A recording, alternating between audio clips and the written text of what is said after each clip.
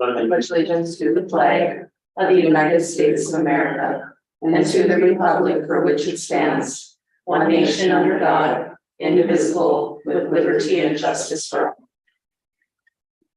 No, I'm good. We got it. Consent agenda.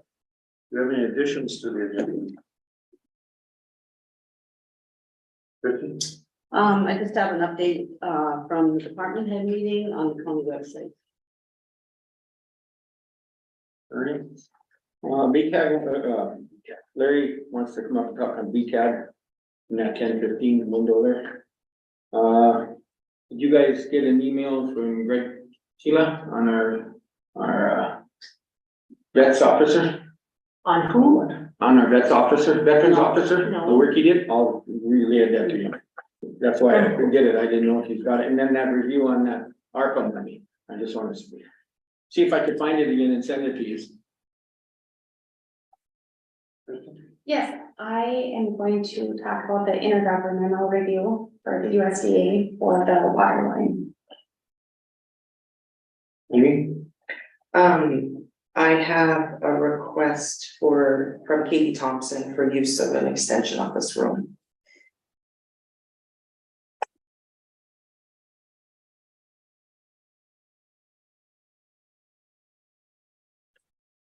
Karen? No, nothing. I have, Haley Nielsen coming in to give us an update on her coffee wagon. Whenever I told her we'd squeeze her in whenever she comes in, so it won't be long. Anything else for the additions? We're going to review the minutes and the monthly bills. We have a motion to accept the consent agenda. Additions. There's a second. Second. Any further discussion? Or corrections? If not, we'll call for the vote. All those in favor say aye. Aye. Opposed, same sign, motion carried. Employee time. You here? Yeah. Yeah.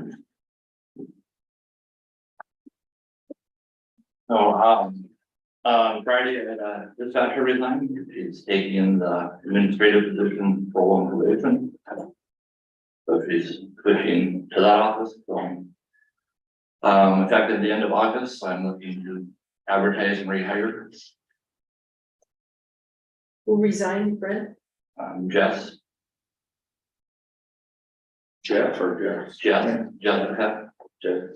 Money. I would make a motion that we allow Brent to rehire that position, dispatch position. Oh, and motion second, any further discussion? Call for the vote, Karen. Yes. Amy? Yes. Chrissy? Yeah. Frank? Yeah. So yes, motion carried. Anything else? Oh, then I guess with the position, I'm just, wondering, can I advertise it at the 2024 salaries instead of the 23 salaries? By the time I get them hired and on, it'll be October, November already, so then it would just change, instead of changing it right away at the beginning of January. You know, I And think it- that's and I- something that we'd work with Tanya on, and when she's been involved in the hiring before. I don't remember who it was that we hired, but we were very close. Well, I did it once Yeah. before, because I hired Yeah. somebody like in November and then Right. instead of just, So I think it depends on how close we are. or, So I guess my suggestion would be to work with Tanya on that. so, but I'm trying to, because Pembina County is also advertising and they're advertising about $2, well, almost $3 higher than we are. For the same type of position, so I'm, For starting. for starting, salary. yeah, they're advertising that, But we won't know what step they're at, so. well, they're advertising starting pay at 21.7, minimum starting pay at 21.72. Ours is currently at 19 stuff. You, excuse me, Mr. Chairman, do you work with Tanya as far as the ad and the minimum starting wage, all that? Well, I have in the past, and then, I mean, it's fairly clear. I mean, it's usually the minimum wage is the minimum wage. Right. So this time it's, but this time there's a lot of variance going on, so we're consistently falling farther and farther behind all the other counties. So I sent it to you, but there's 1, 2, 3, 4, 5, 6, 7, 8, 9, 10 dispatch centers advertising. There isn't any of them that are under $20 an hour starting. What was ours again, starting, remaining? 1907 right now. Yeah. And then it goes to 1945 after they're fully trained, so. And I don't know what some of these other ones do training and then they go up and some of them, like I think Pembina County is just their south, that's just their, Mhm. they don't think they have to step in between. Right. I don't think we can adjust our starting salary, because if you adjust our starting salary right now, what do you do with everybody else that's already working in the dispatch center? So I think we have to look at it as a, Yeah, no, I know. you know, so I think we just go with our starting salary and I understand it's lower, but I don't know how we could adjust it just for hiring.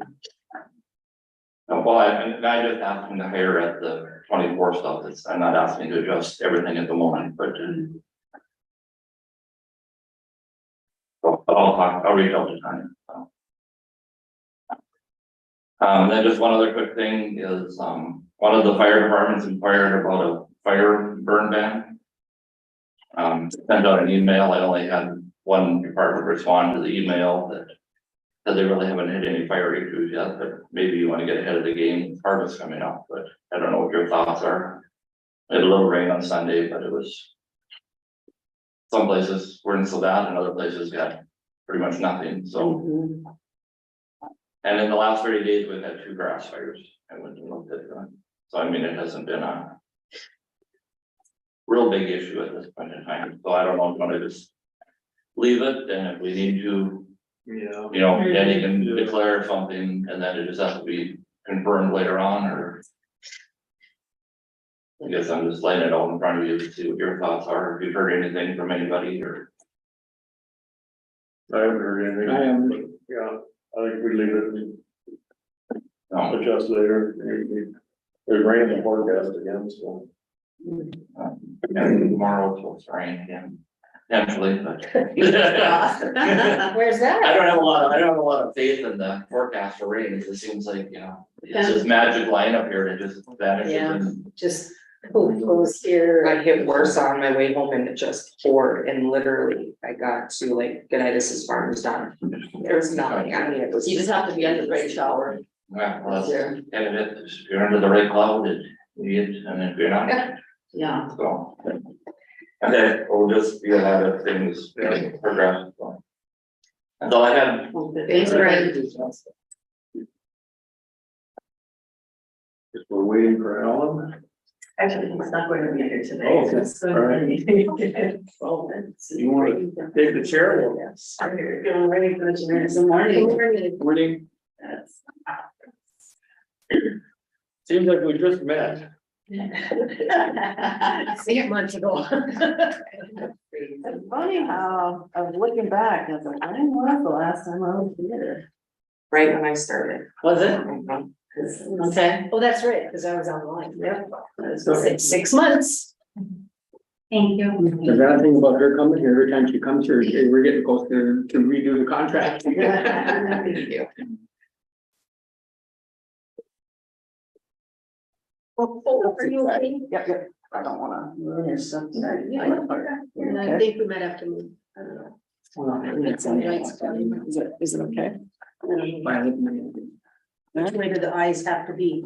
That's how they were when I came in. Okay. I apologize. That's okay.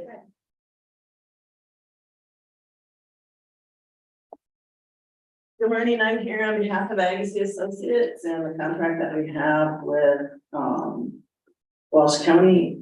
You know, me by now, my name is Sandy Jensen. We've had some really good results. I think things are just continuing to improve and we're happy to be in this neck of the woods. So yeah, thank you for having us. I did put together data from January to June, so the first 2 quarters. Kind of stopped at the end of the second quarter just to kind of keep it neat and tidy. For The really exciting news is that on average, in the second quarter, 64% of the inmates will participate in treatment. So we've got a pretty steady group of people that are participating. Also, exciting news is that many of them are actually following up after they've completed treatment or are in treatment in the correctional facility, either at Agassiz or some have gone to other inpatient programming or Sanford down in Florida too. So we've gotten quite a few continuing in with programming. We also, very exciting news, have a office up here in Grafton now.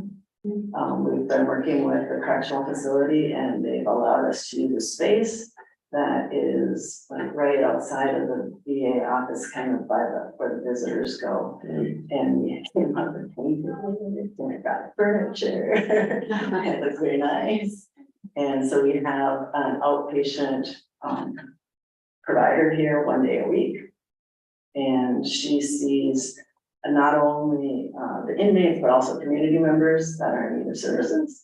One of the things that in working with the inmates that I've become aware of is that many of their friends and family are also in need of services. And when they get out of the correctional facility, if their people around them are still using, that it's much easier for them to go back into that poor environment and continue on with the bad habits that they had before, addiction issues that they had before. And so I think we're reaching out to the community and also helping people that are in need prior to incarceration, which is good. And yet follow up with the inmates also. They're our priority. And then we have the time available for outreach also.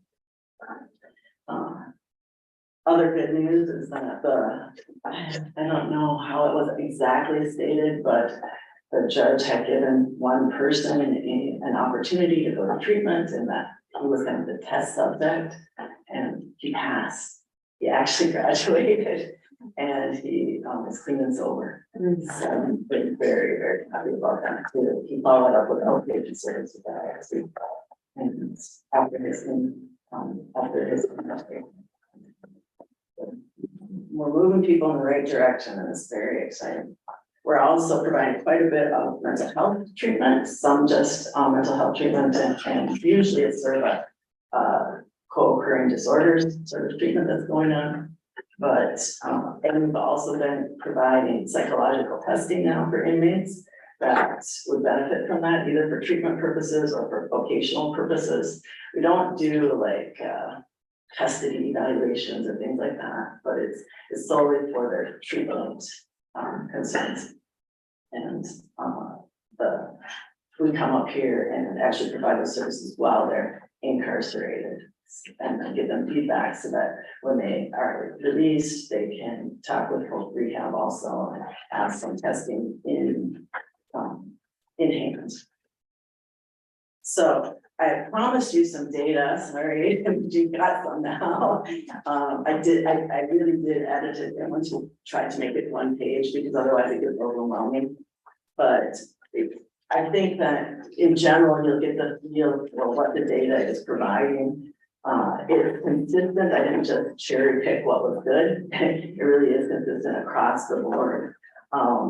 What we're finding is that inmates, even when they're coming into treatment, not really expecting necessarily to make a lot of progress, they leave feeling a lot better. And that I think is what we are working toward.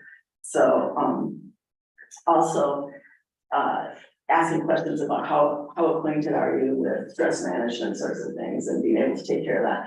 And by the end of treatment, again, they are much more well acquainted and feeling much more educated about that aspect of how do we cope when we get out of here. And so I think again, that is moving in the right direction. Interestingly, again, we're consistent in that everybody says that treatment has helped 100%. I know that won't last. I know somebody's gonna say no, but up until this point, we've that's been a consistent answer. So also 30 days following the completion of your treatment, if you're going to be using or not, only one person has said, yeah, I probably drink occasionally. Good. And when they come into treatment, you know, they're in treatment because they're using. And so to have everybody that does the post questionnaire say, yeah, no, except for one that says, you know, I never did have a problem with alcohol, it was all that other stuff. So, but, you know, I mean, I think too, again, that's just really great numbers going forward and a positive way to lead the programming and to continue with treatment. So chances for a full recovery, they're saying either a 4 or a 5, which 5 is the highest rating, which is good or very good. Unfortunately, 2 of the released inmates who had participated in the program in the past are back at the correctional facility. This is what we were trying to prevent, but fortunately, they're both back in program. So they, even though they have come back through, they signed back up and they want to learn. Recognize the need. Yeah. They haven't given up on it, so that's a positive also. So you can read through the things that I sort of put together there with the questionnaire stuff. Like I said, I picked some of the things that I thought were hit home most closely and that you would be interested in. I can just like 30 questions.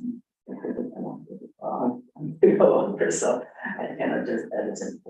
Other happenings, very exciting things going on here. I gave you the brochure that we put together with the QR code. The QR code, that'll dinosaur in it because my grandson helped me make it. But it's kind of fun too. And that brings people to our website, and we are working on updating our website and then put some more information on there also. We also got little appointment cards so that when the inmates leave the correctional facility, they can have an actual appointment card with the QR code on it with all of the directions, whether they're following up here at Walsh County or whether they're following up at Agassiz or whether they're going somewhere else, doesn't matter. They'll have that access to Agassiz if they would like it. And so Joelle has been essential in taking care of some of that stuff for us. She's been a godsend on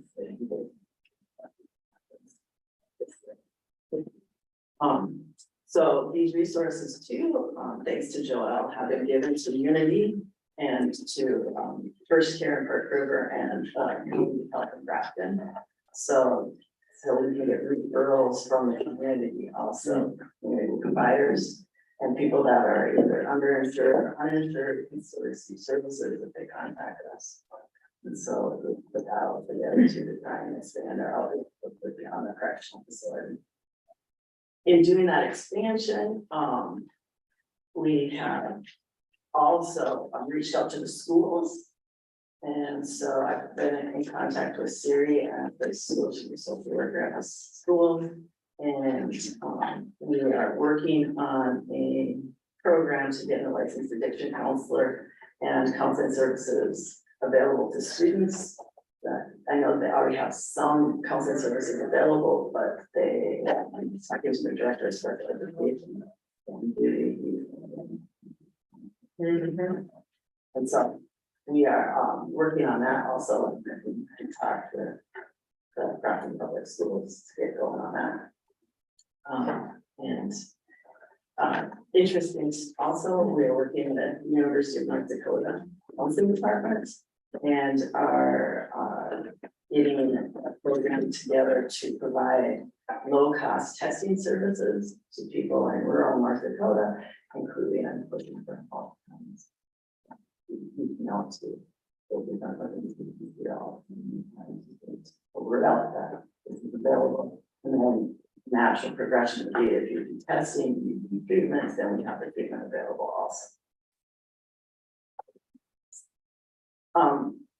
The PowerPoint presentation that I already put together was what is therapy anyway. Now we've got what is addiction counseling anyway, a PowerPoint presentation that the inmates have access to. They have 2 PowerPoints that they can listen to, and they have music and some pretty cool stuff going on there too with us. Our goals, are to maintain our number of participants. I mean, that varies and it sort of depends on where the inmates are at and kind of the vibe of the correctional facility at the time, but we want to maintain at, I think at least 50%, that would be nice to continue. Hitting 64% was like, okay, yay. But we like to maintain that. Continuing to work with them on the release and additional education, we'll continue to do that too. We have been providing exercises for the inmates, drills, and again, helpful in getting those to the inmates. There, not only do we have a packet of information that each inmate gets to do treatment, now we have individualized worksheets and things like that that the inmates get depending on what their specific issues they're working on are. And we also have journals that we bought to bring up for them to use that are okay to be in the correctional facility. And they can also then take notes when they're doing their therapy sessions so that they sort of remember what we talked about. And also they can journal and talk about things in there so that they can then get some more help when we have our sessions. They don't forget from time to time.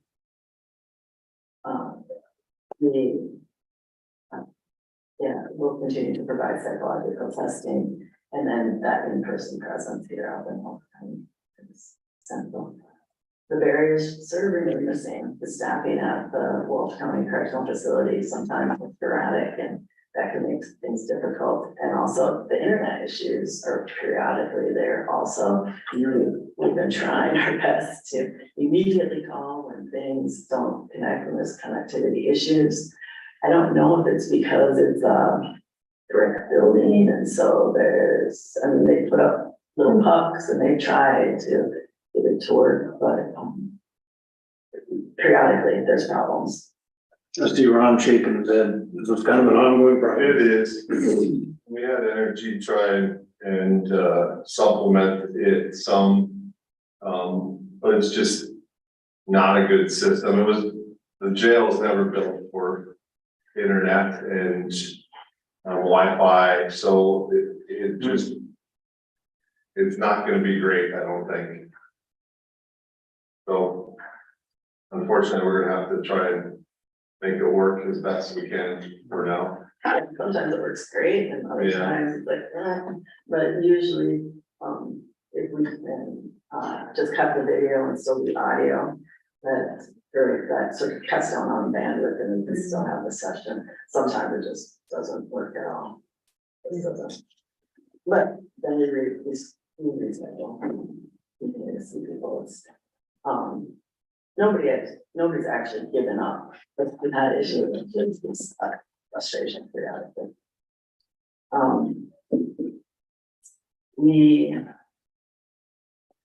Like I said, I thought this is sensitive. I think it's good to know that at least some of the past inmates are continuing services after their release and are continuing until they're actually completed their treatment. And we hope that this should continue to reach out into the community, get known, and have the resources available. You guys notice the difference with the inmate? I mean, temperament, mood wise, manageable. Some of them, yes. I mean, to be honest with you, some of them, yes. Like, we had one that wanted to stay a little longer, just so he could finish his program. I mean, legitimately asked the judge if he could stay an extra 12 weeks, so he could finish the program out. That's a good sign, I mean. I think our long-term ones, absolutely, you can see that. It's the ones that are there for a week or a couple days that they wouldn't even have the opportunity yet to get in, or maybe have only had one session. And it's the constant revolving door of coming and going stuff. So, but the ones that take part in the program, absolutely. Okay.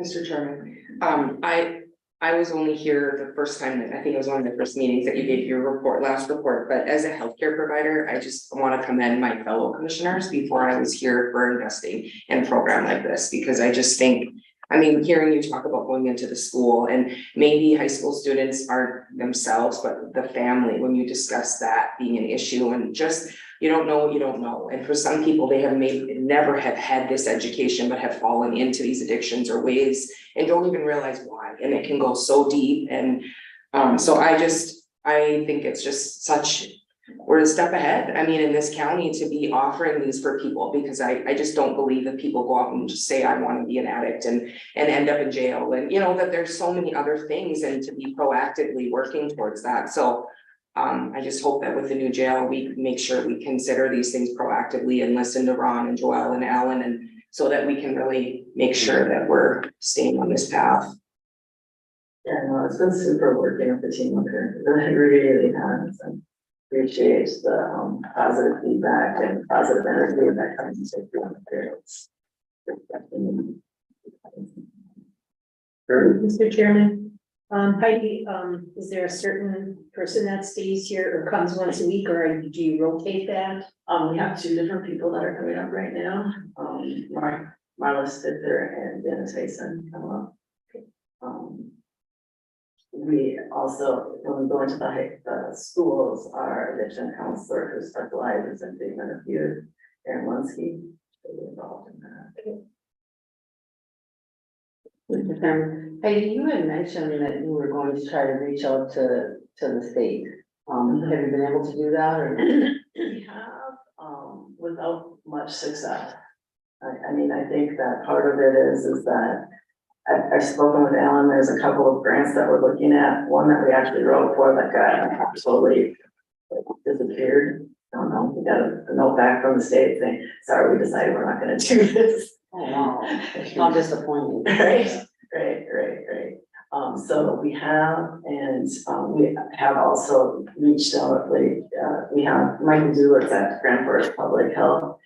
And he has connected us up with Emily O'Brien, and she is working with mental health also. And so we're trying to make inroads there.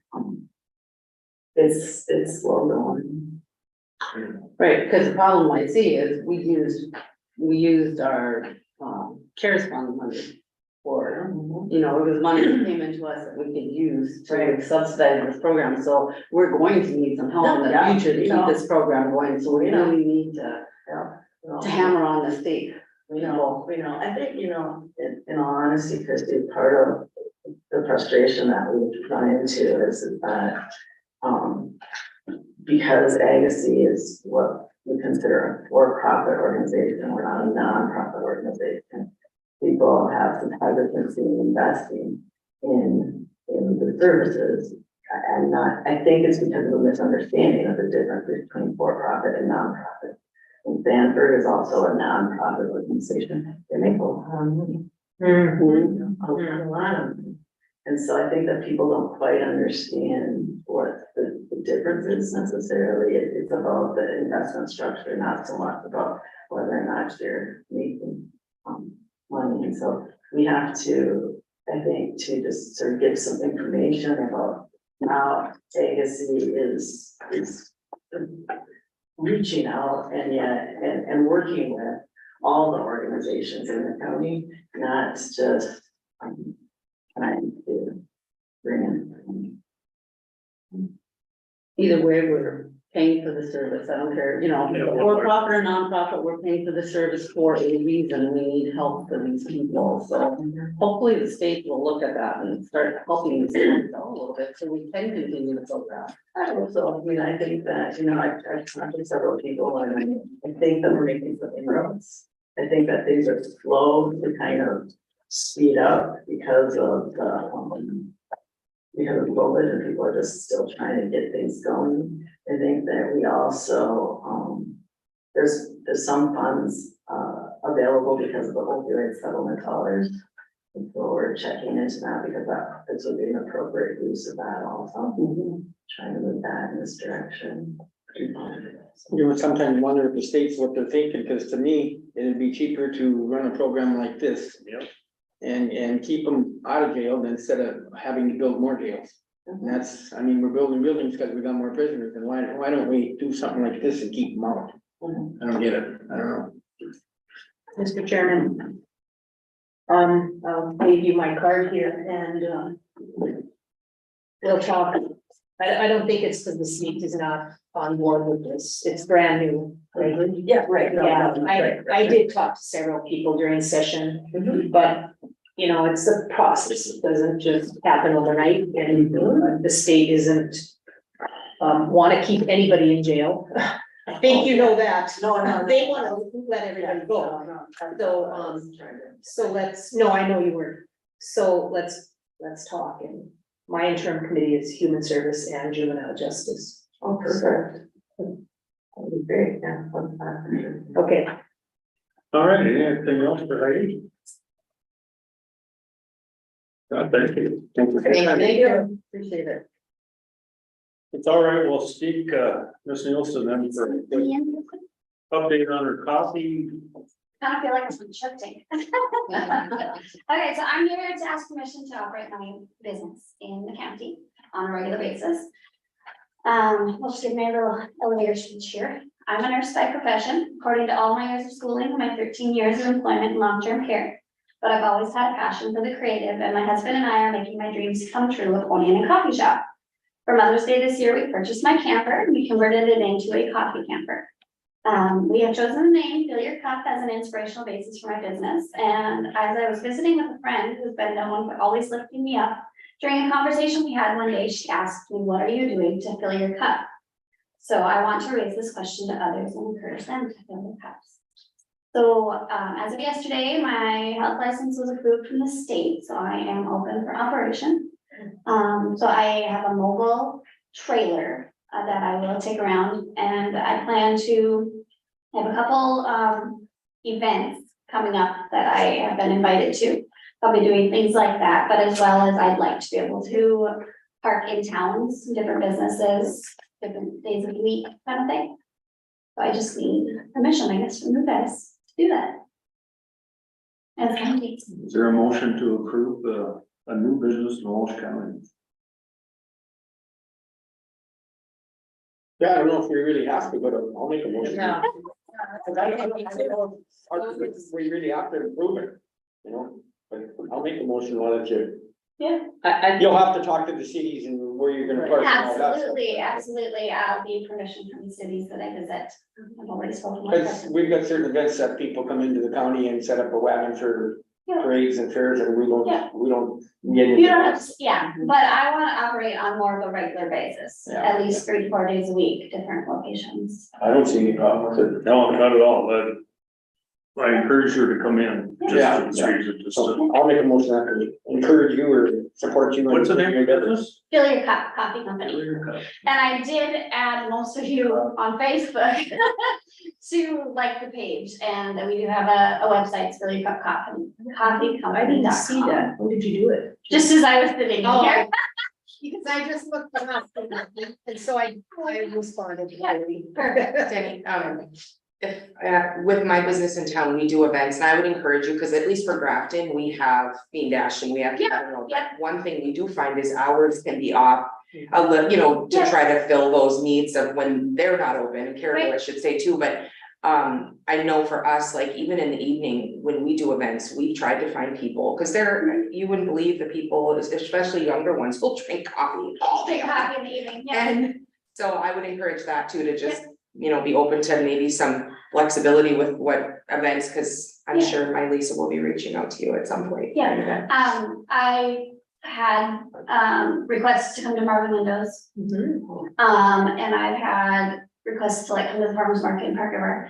I did some training with Bully Brew, with the owner of Bully Brew, so she's okay with me operating in town and actually plans to give me some of the business that they request from her, because they don't do travel anymore. Sure. They just have their brick and mortar locations, so. Okay, we have a motion, is there a second? I'll second. A second. Any further discussion? Perfect. Now we'll call for a vote, Christie. Yes. Ernie? Yes. Karen? Yes. Amy? Yes. Myself, yes. Congratulations. Good luck to you. Good luck, Kate. Ron? Good morning.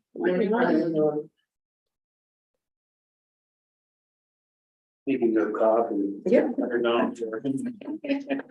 Money off me. Is to warm it up. It's not like there's an overdress until I walk in here. Coat. I know, it's been cold this week. The heat is coming now, and it's hopefully hot, Mhm. so. I'm asking for a motion to rehire, we've lost some jailers lately. One lasted 3 days and one lasted 4 days. So. We're, seem to be struggling in that struggle area again, so. They given any reason? Actually, It isn't what they thought it was going to be.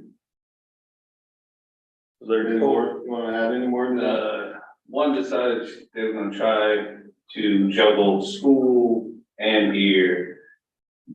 And live in Grand Forks in the daytime, school is horrible. No juggling this. So it was kind of like, person said they're not sleeping and they're spending more gas to get back and forth.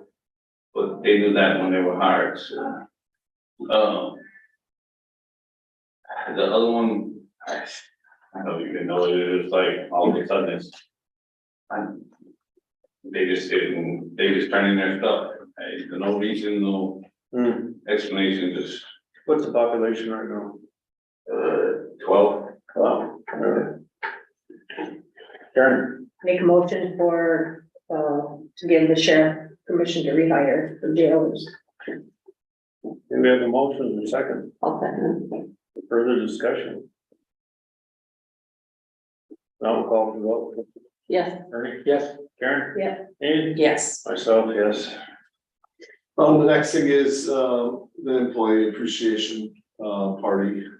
We're looking for, permission to have the party, number one, and then, the fractions is willing to put on the party. We need permission from you guys to have a party, and then, a location. They need that to start with their planning, so. So moved. I got it. Second. Any further discussion? Like correction, one's become a rowdy butch there, It'll be a fun party. Will you guys decide on the date, the first Friday or the second Friday of December? I think that's, our thought is that. We were in mid-July last year, maybe, Park River this year, Mhm. and any. Objections? So you're going back to the Hill or the Legion, because we've had it at the Legion too. I think we'll explore both spots. And see It's nice to which start the one, business on. yeah, Yeah. it's just finding somebody that. Will cater the food, that sort of stuff. Hans usually, I think Hans last time, wasn't it, when we had a drink? I think Hans did it at the Legion last time. We'll talk to them, yeah. And that was 2 years ago, so any interested in, 3 years, Yeah. wasn't it? 3 years so then ago. where was it? 2 We years, were at the Hill 2 years ago. well, I'm saying Park River, but have you Didn't we have a checked, COVID year? When there wasn't one? have you checked Frosty Fox at all? Give them a chance. Just ask. We'll look into that, Okay. yes. You could check Wells too in Florida, we won't use it both. That's getting to the right now. Only issue is, yeah. We'll try and find a venue. Yep, okay.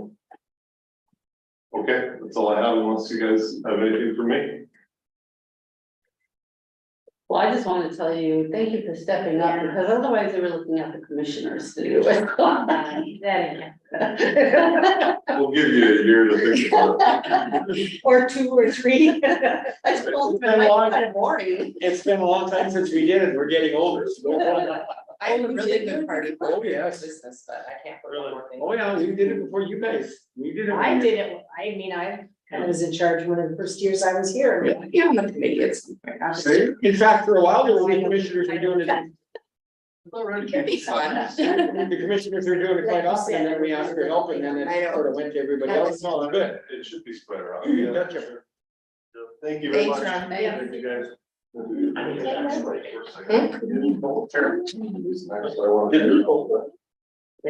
don't think we need to have them do it. Well, there was a motion and a second.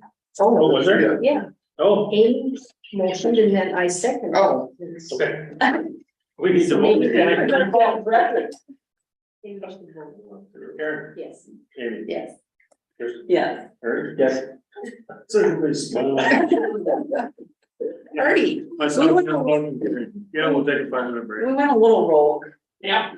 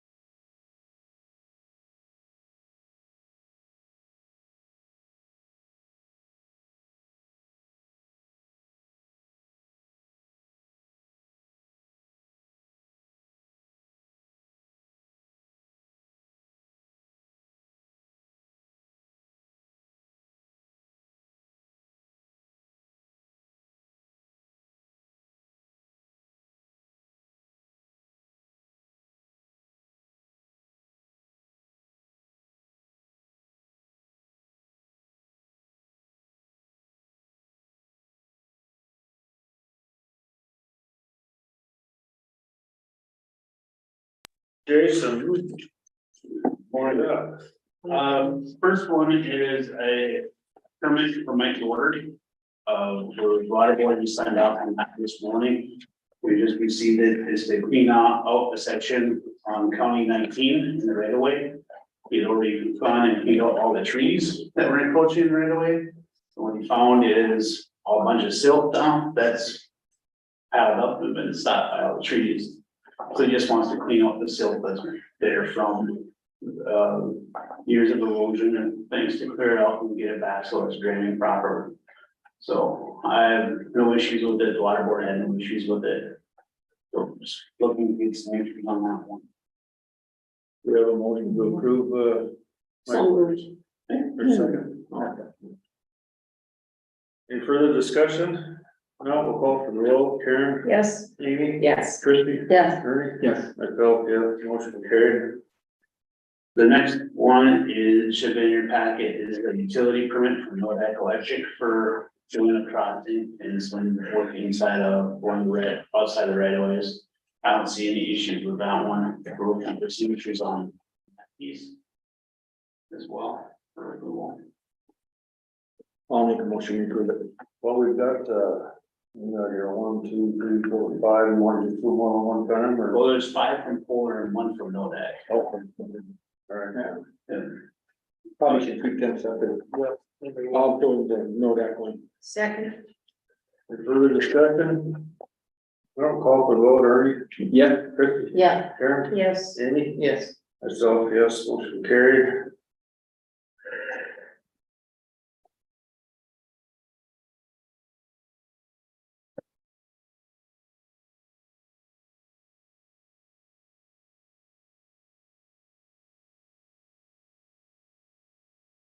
All right. The next piece was 5 utility agreements from Polar Communications. I don't have any problems with them, but in their letter that we sent them, I'm going to tell them they have to stick to their map. So when I started, they were doing these, they were the opposite sides of the roads and avoid it. They didn't do any information on us ahead of time. Make a motion to accept the permits. Permits, or you want to go through each one? All 5 permits, or just the one? Are they all the same, basically, all fiber optic? Yeah, all 5 routes. Yeah. I'll do all 5 of them, see, time. I'll second. Okay, we have a motion and a second, any further discussion? Now we'll call for the vote, Ernie, Yes. Karen, Yes. Christie, Yes. Amy, Yes. myself, yeah, motion carried.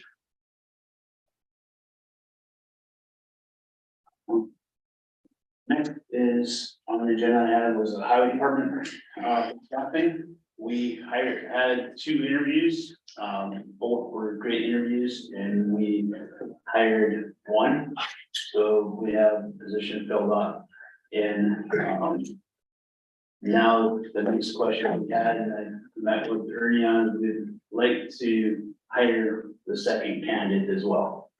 Where it would get us, this would be fully staffed +1 with the hiring, but he's a great candidate. I really don't want to lose the opportunity of bringing him on board.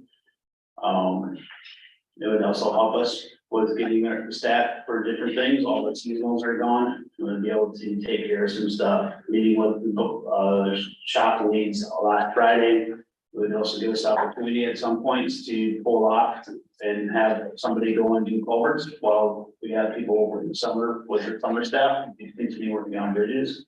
So we can split forces and get a little bit more done that way too. So,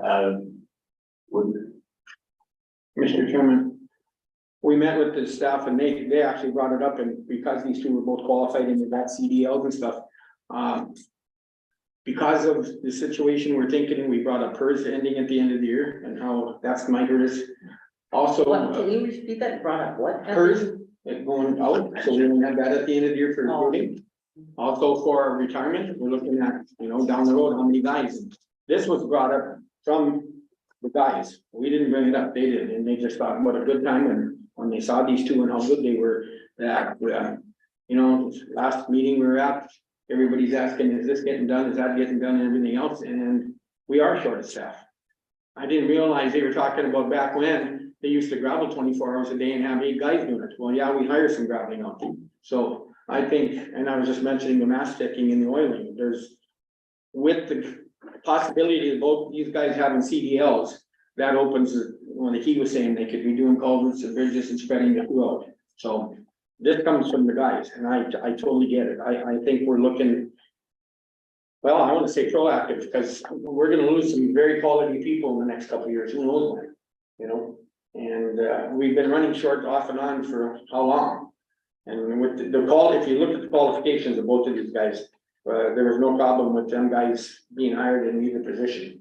So that's why it came from them, and I said, bring it to the meeting, and I'm for it. I think we're understaffed in that highway department, and we need to get more stuff done, and I asked about it since we've had these meetings, how it is, and Ryan point blank looked at me and he said, yeah, I got a list here, and I can't even get close to half of it done. So we went from them standing around to all of a sudden now we're getting it here.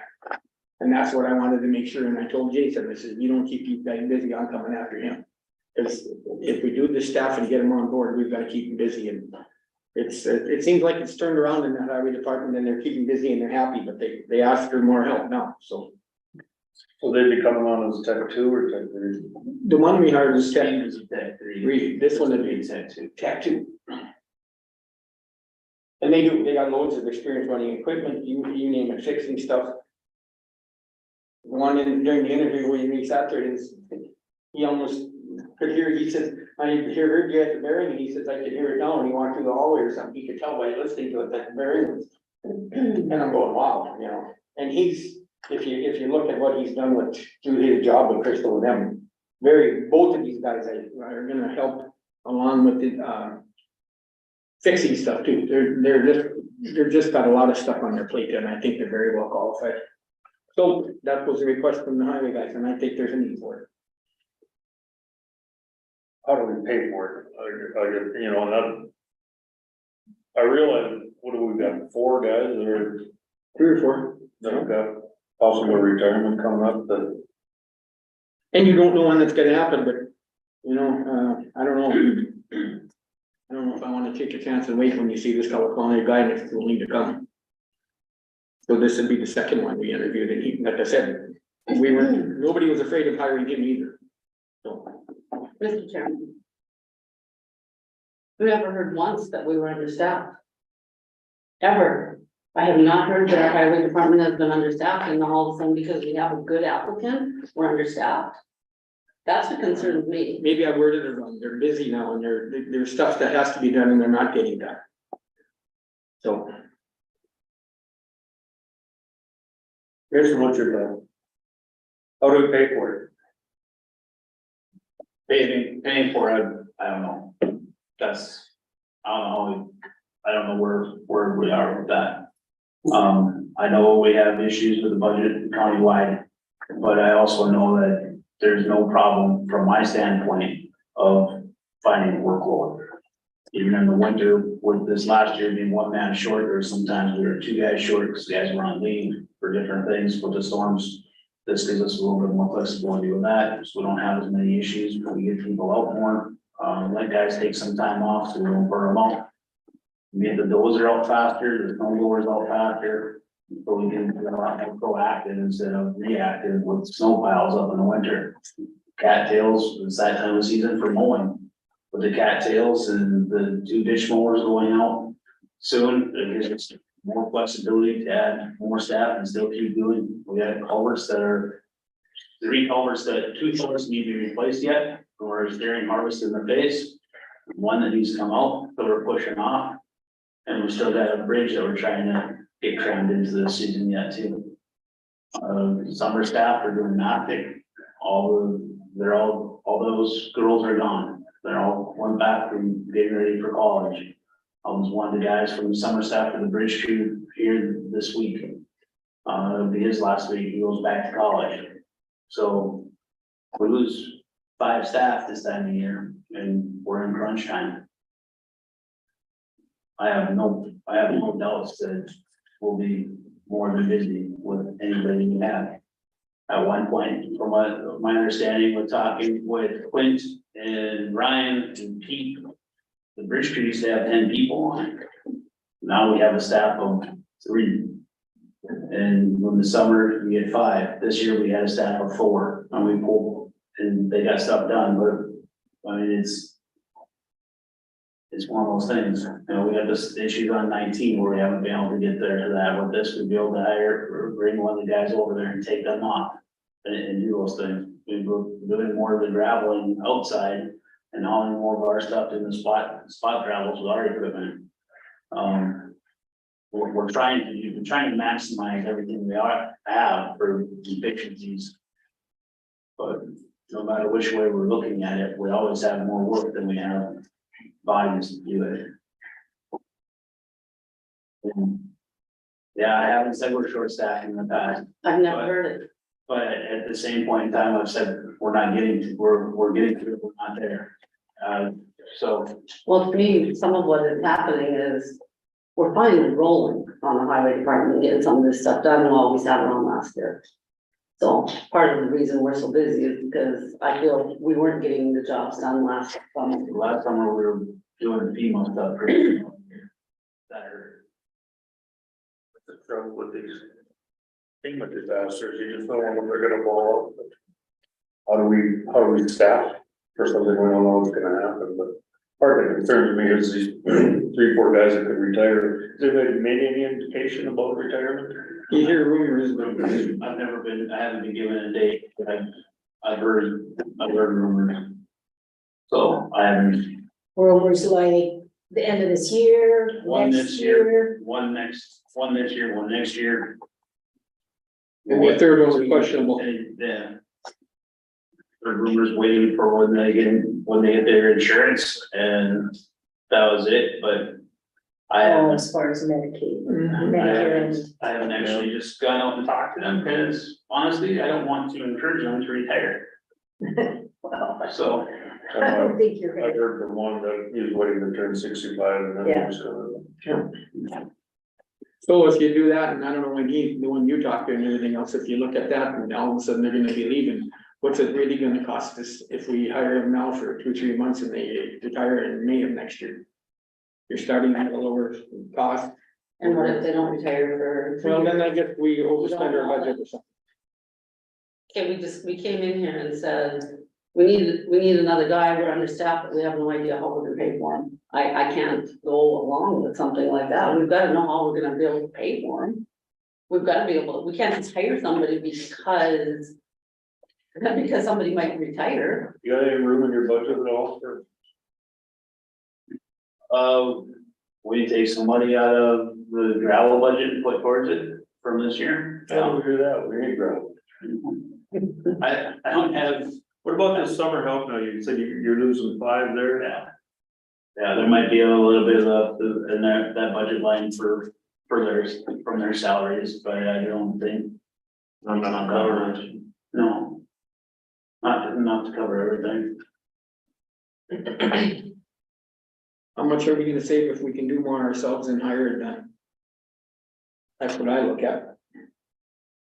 Well, just a lot. I mean, it's a culvert to do those.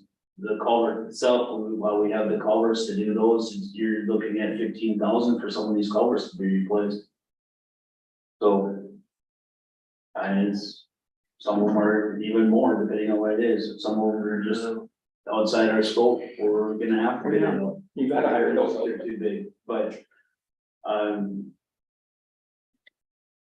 Mr. Chairman, I guess looking at it from a business owner perspective, there are people that are in the wings in my business that I know would be fantastic. And if I don't have any money to pay for them, or I know that there's not enough and we can make it work with the staff that we have, and that's where it is. I mean, yes, there's good people out there, we don't want to lose them, but some of it you have to just say, if they really want the job, they'll be there, and you can follow up with them to say, you're a great candidate, we would love to have you. If we had an official, I'm retiring in May, I'd be for it, but when we don't really know, I agree, you can't overstaff, and then that puts us in a bind down the line, so that's my opinion on it.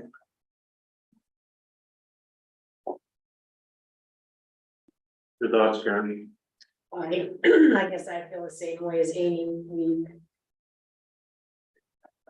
if we start changing things in the middle of things, then we're in trouble, just like Brent wanting more money from somebody, and I don't know, this is a hard thing, it's not easy, but we're accountable to constituents, and We also have to hopefully, be responsible for the roads and bridges that these constituents are driving on. right, Right.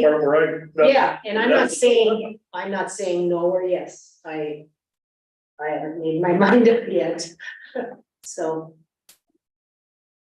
I would like to see somebody else added too, but. Yeah, where are we gonna pay for it? I mean.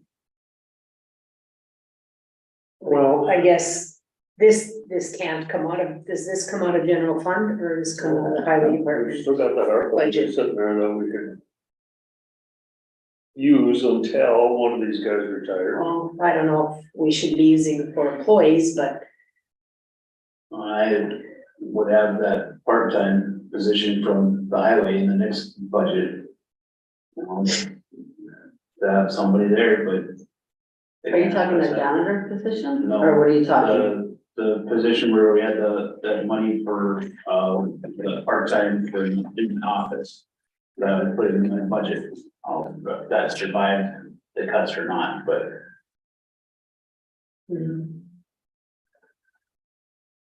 Like, Mr. Chairman, I guess what bothers me about this is. We had never been talked to that we needed more staffing.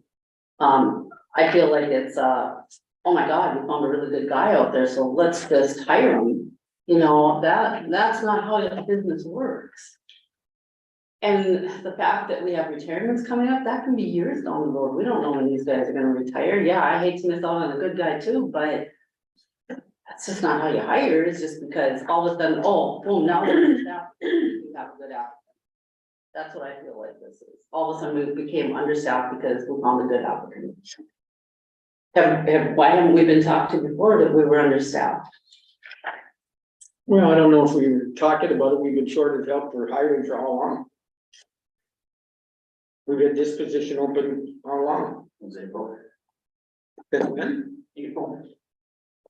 So there we've saved how many months of not having somebody there? Yeah, but And once I we're think- talking about salaries for years down the road, I mean, saving a few months versus. It's not your fault you get a retirement next year, and I know we're basing it on retirement, but we're only going by, those guys must be hearing something, because they're the ones that brought it up. Ryan, Jason and I didn't bring this up at all, it came from Clint and it came from Ryan. And they're just worried that when they saw this, they said it's. I guess maybe they're looking at how many guys we hired and they didn't turn out, or they left us and everything else. And they're looking at the long term, and they figured both of these guys, they're both local, they should stay here, and it'd be a good fit, so that's why we came to use. I value the thoughts of our highway department, and they came from them. And I get what they're coming from, because they take pride in what they do, and then all of a sudden you're gonna take, let's say if it's even 2-3 years. You lose the experience that we've got there right now, what does it do? Now you gotta retrain and everything else, and these guys are highly qualified, and I'll bet you that's what they looked at when they could run this, they could fix that. They ran just about everything, they had CDLs, could run the trucks.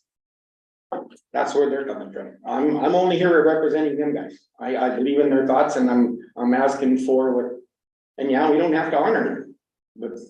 Well, it's not that we don't wanna honor it, but we have to have a plan on how we're gonna pay for it. Well, you We just can't have, just say I want and not have a plan on how to pay for a salary What's this- that isn't just for a few months, could be, you gotta pay for the salary ongoing. Until someone does retire, you and got, then when someone retires, are we still gonna be short staffed and then we're gonna hire another body? Or are we just hiring a body to fill the person that's retiring? I think they were worried because of all the retirements. I don't know what they're thinking, is they're the ones. When I look at, we've been understaffed for 6 months. That tells me something, or not understaffed, we just didn't fill the positions, we've been having trouble on the highway. Wonder how many more the state's gonna take from us. That could happen in 2 weeks, we don't know. Whoa, this business about the state taking from us. Nobody- We went over this state before, the doesn't state has take. not been taking for us for quite a few years now. And how long did we have these applications come on file before we actually interviewed them? 2 weeks. 2 weeks, these were the current ones, these weren't the ones that you were interviewing, because you wanted $25 an hour. These are ones we interviewed, those 2 weeks, so we had them. One of them's. He's applied before. And we weren't able to give him enough money. And then with the tech tree, we didn't even think we'd get him enough, and he took the job. He point blank said, he said, whether we give him a job or not, he'll be leaving his in 2 weeks or 3 weeks. We're lucked out, I thought, getting this guy, so. Up to you guys. Oh, we need to have a plan on how we're gonna pay for them before we can do anything. We can't just say we're gonna hire them and not have a plan on how we're gonna pay for them. Can You we? got any money left in the 6 months we didn't have anybody on board? Well, yeah, that's salary, it's still sitting there, that Well, was, that's what I mean, so we got part of that, we can, okay, I don't know where we're gonna go from there, Mr. Chairman. Could we possibly push this back to the next meeting so Jason can come back to us with a plan? Check over things, see where that, because I mean, you know, we're sticking money here and then we're not spending it here, and we're putting money here and then I'm not spending. And I'm fine if you can come back with where you can cover at least 3/4 of that and then go from there. Otherwise, like Christie said, there's no plan, and I would rather have a plan to see what we're gonna go by, and I don't think 2 weeks is gonna make that much of a difference in hiring. Mike to this employee. Well.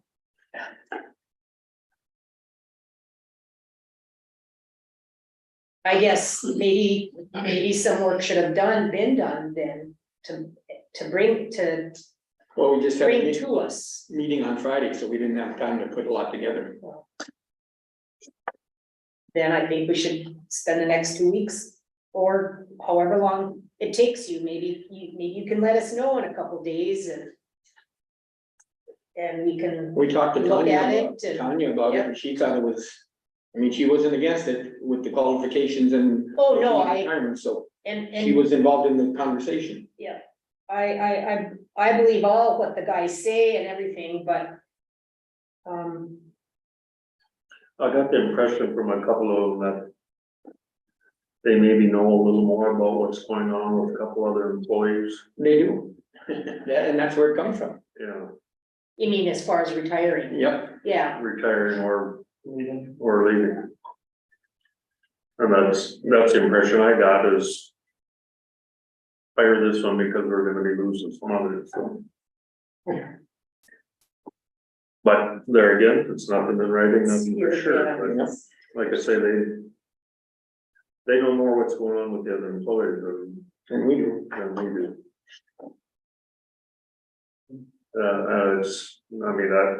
Myself, I'm fully supportive of going ahead and hiring this guy just because of that, but. How do you pay for them? I know that's where we're coming from. I think if you can make it a priority yes. to look at that, I agree, I mean. I asked Ryan too, and he does agree with that, you know, not saying that he didn't say it, but I think they do feel that it would be a loss to not have someone else, and I think all of us are on board, we're not questioning Yeah. that there isn't two good Not at applicants, all. it's just, Not at all. you know, try to give us a little bit of support so we feel more comfortable, you know, with that part of it, and the retirements could help, but at least if there's a budget line that would make it simpler to say yes, so we at least feel like we're not gonna be looking next year and being in trouble with an extra salary on your budget. Right, I mean, we're telling people that have come in during budget time that wanna give raises to employees that, no, we can't, we don't have the money, we don't have the money, we don't have the money, that's all we've been saying. And then boom, here now, we're just supposed to have the money for a whole new employee. So how do we justify that? With no plan. We came in and said, we want a new employee, great applicant, but we have no plan on how we're gonna pay for this employee, that just concerns me. I guess my thought was the 6 months we went without hiring somebody, there's some left there in the wages. Plus, I got a feeling, just like Danny said, listening to the guys, what they say, that it's probably gonna be quicker than 6 months, we might have one retirement. Is That's it, what I'm asking. is it wrong to have conversations with the guys that are potentially, I mean, being transparent? I don't wanna Like, go there. I don't wanna ask anybody like you're trying to get them retired quicker, no. I don't think it's that. I Well, think we it's don't- just, if they're gonna retire, they're gonna retire. It's not saying like, hey, we have this conversation, they say, I'm done, I'm retiring. I mean, if I'm gonna be ready to retire, that's in the back of my mind for a long time, not just because of. But we had employees here thinking about retirement and all of a sudden in 2 weeks dropping. You know, it's a hard deal and I know these guys talk more amongst themselves than they do to me or Jason. And that's where it's coming from, it's that. I don't know where, they didn't make it up, I don't think. I guess I would encourage hiring them if they need to take it out of the general fund or the ARPA to float this through until this retirement happens. I know how hard it is to justify it, but I also know how hard it is to come up with good help. Yeah, It's very rare you see two guys that have the qualifications that these two did. and to have those foremen on board with, like you say, they know more what's going on with that crew than we do. So what if we don't have a retirement for 3 years, which could easily could happen? So highway department comes out of general fund? Well, it's part of it. It depends which one, if you go road and bridge or whatever. But he's under 60 mil. So where does, the employees come out of? I mean, Well, Jason, Comes out of the 60 mil, highway department is. Only part of it does. yeah, he did moves around. You got road and bridge and farm to market. right, but- Depends what he does and where he puts it. so, okay, so with that being said, Mr. Chairman. Can there be something moved around? If you're juggling, can you juggle? I think with some constructive stuff, we could make it work, yeah. I wanna hear Jason say that, not you or me, I'm asking Jason. Well, I've been on there. Yeah, I know, but I think with working and working with Tanya on these things, yeah.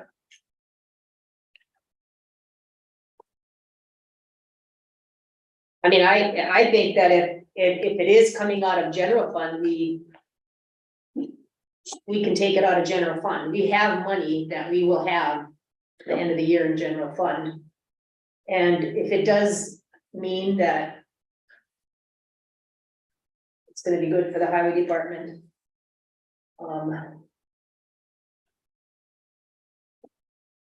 It'd be okay to do that.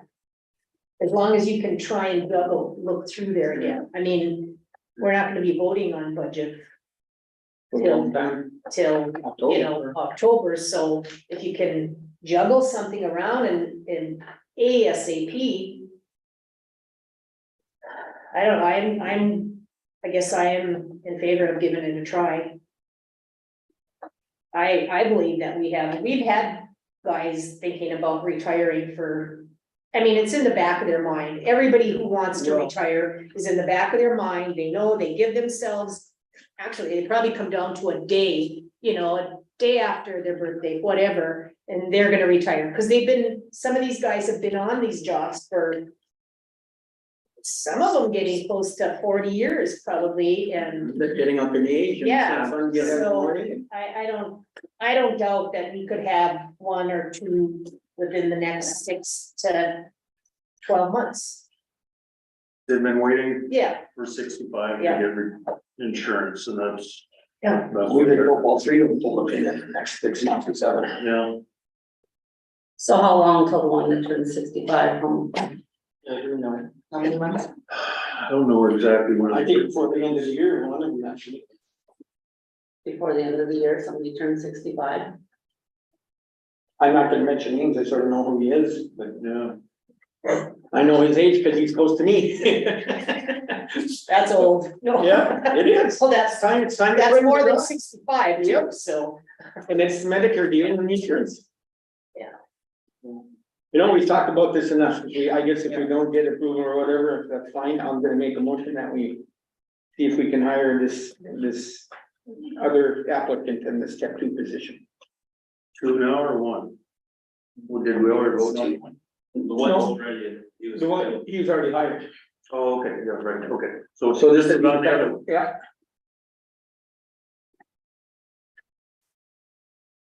Do we have a motion? Is there a second?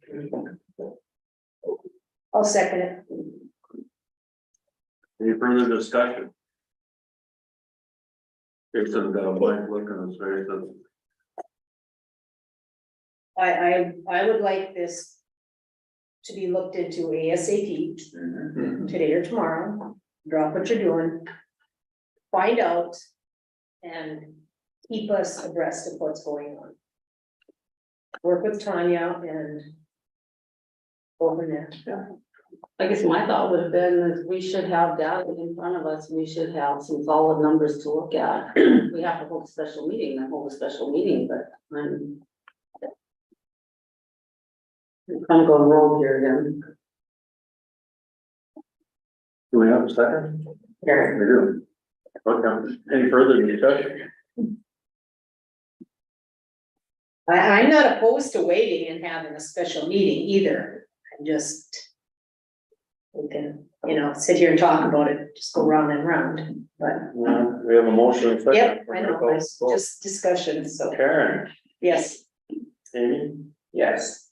Christie, No, because we were not prepared for this, and to just get it dropped on us like this is not right. Not that I'm against it, I just wanted more information. Ernie? Yes. Myself, yes.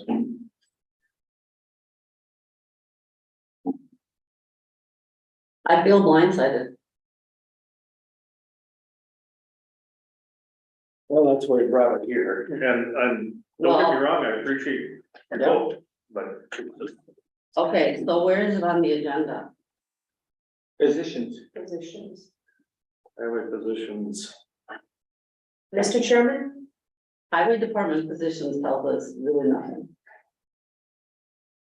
Karen, we have voted on things that were not on this agenda before. I can bring one up. But I won't. anyways, This is open when we don't have specific things like this.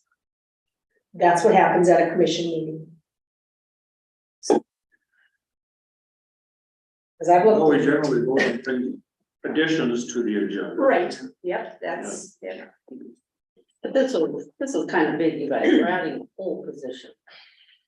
When we just got done with budget and we said we couldn't give out any increases in pay because we didn't have the budget. That's what I think. And I agree, the timing is bad, but this guy got dumped in our lap, and I agree with you. If he wouldn't have been qualified, we wouldn't have been here today, asking for the 7.5. We wouldn't have been understaffed if we wouldn't have been qualified. No, I right? didn't say that. That's pretty much where we're And going. if you listen to the highway guys, we've been understaffed for quite a while. Then why wasn't that ever brought to our attention? Well, it was a scheduling, shall we say, but now things are clicking along Yeah. a lot better than they were, but I don't. Mr. Chairman, I would just like to say who knows what, what the public will think. Sometimes we have to make decisions like this. And the public doesn't always understand all the workings to it. Maybe they think they do, but I'll take heat for saying yes to this. I think we have so many complaints about our roads all the time, about our bridges. We can't do anything, we can't do anything fast enough. So maybe this is just a way of, and I'm not trying to appease the public either, because we have to do the right thing, but I think we are doing the right thing by making this decision. I think the biggest misconception out there is people don't realize really how much money it costs, and our hands are tied on that. And then sometimes when you get into a project, when they take 2 weeks instead of a week. So they don't get the gist of it all, and it's very complicated. Because sometimes we can do something quicker because all of a sudden we lucked out. Or it's cheaper, So did we decide where we're taking the salary from? Well, he's gonna come, he's going to, Yeah. Did you ask whoever's gonna retire? Which, like I said, I don't wanna go there either. Oh, and I'm, over a little bit more information too, just even Ryan said closer to the end of this year or spring, and then there's for sure one that has been working with business on numbers and looking to see what. So that feels a little bit more solid if they've actually been reaching out to Bismarck to see like what my retirement will be, what, you know, I guess that's partly was my vote too, is that it sounds a lot more solid than. My take on them, is, I'm afraid by spring we're gonna lose too. Was the gist I got. I think you're right. And now you can only go by what they're telling you, and they're talking, so. Well, let's move on. County Road 15. County Road 15 goes back to, the culvert by Voss. Where Doug McCann brought in his, request last spring for a new culvert underneath County 15, a 36-inch culvert. It had been passed by the water board, us, people that brought up questions about the feasibility of this culvert. McCann Farms paid $7,500 to Houston Engineering, and the results came in that would allow for a 36-inch culvert with it flat. So anything after a 5-inch rain, that culvert will close and the water will stay on the north side.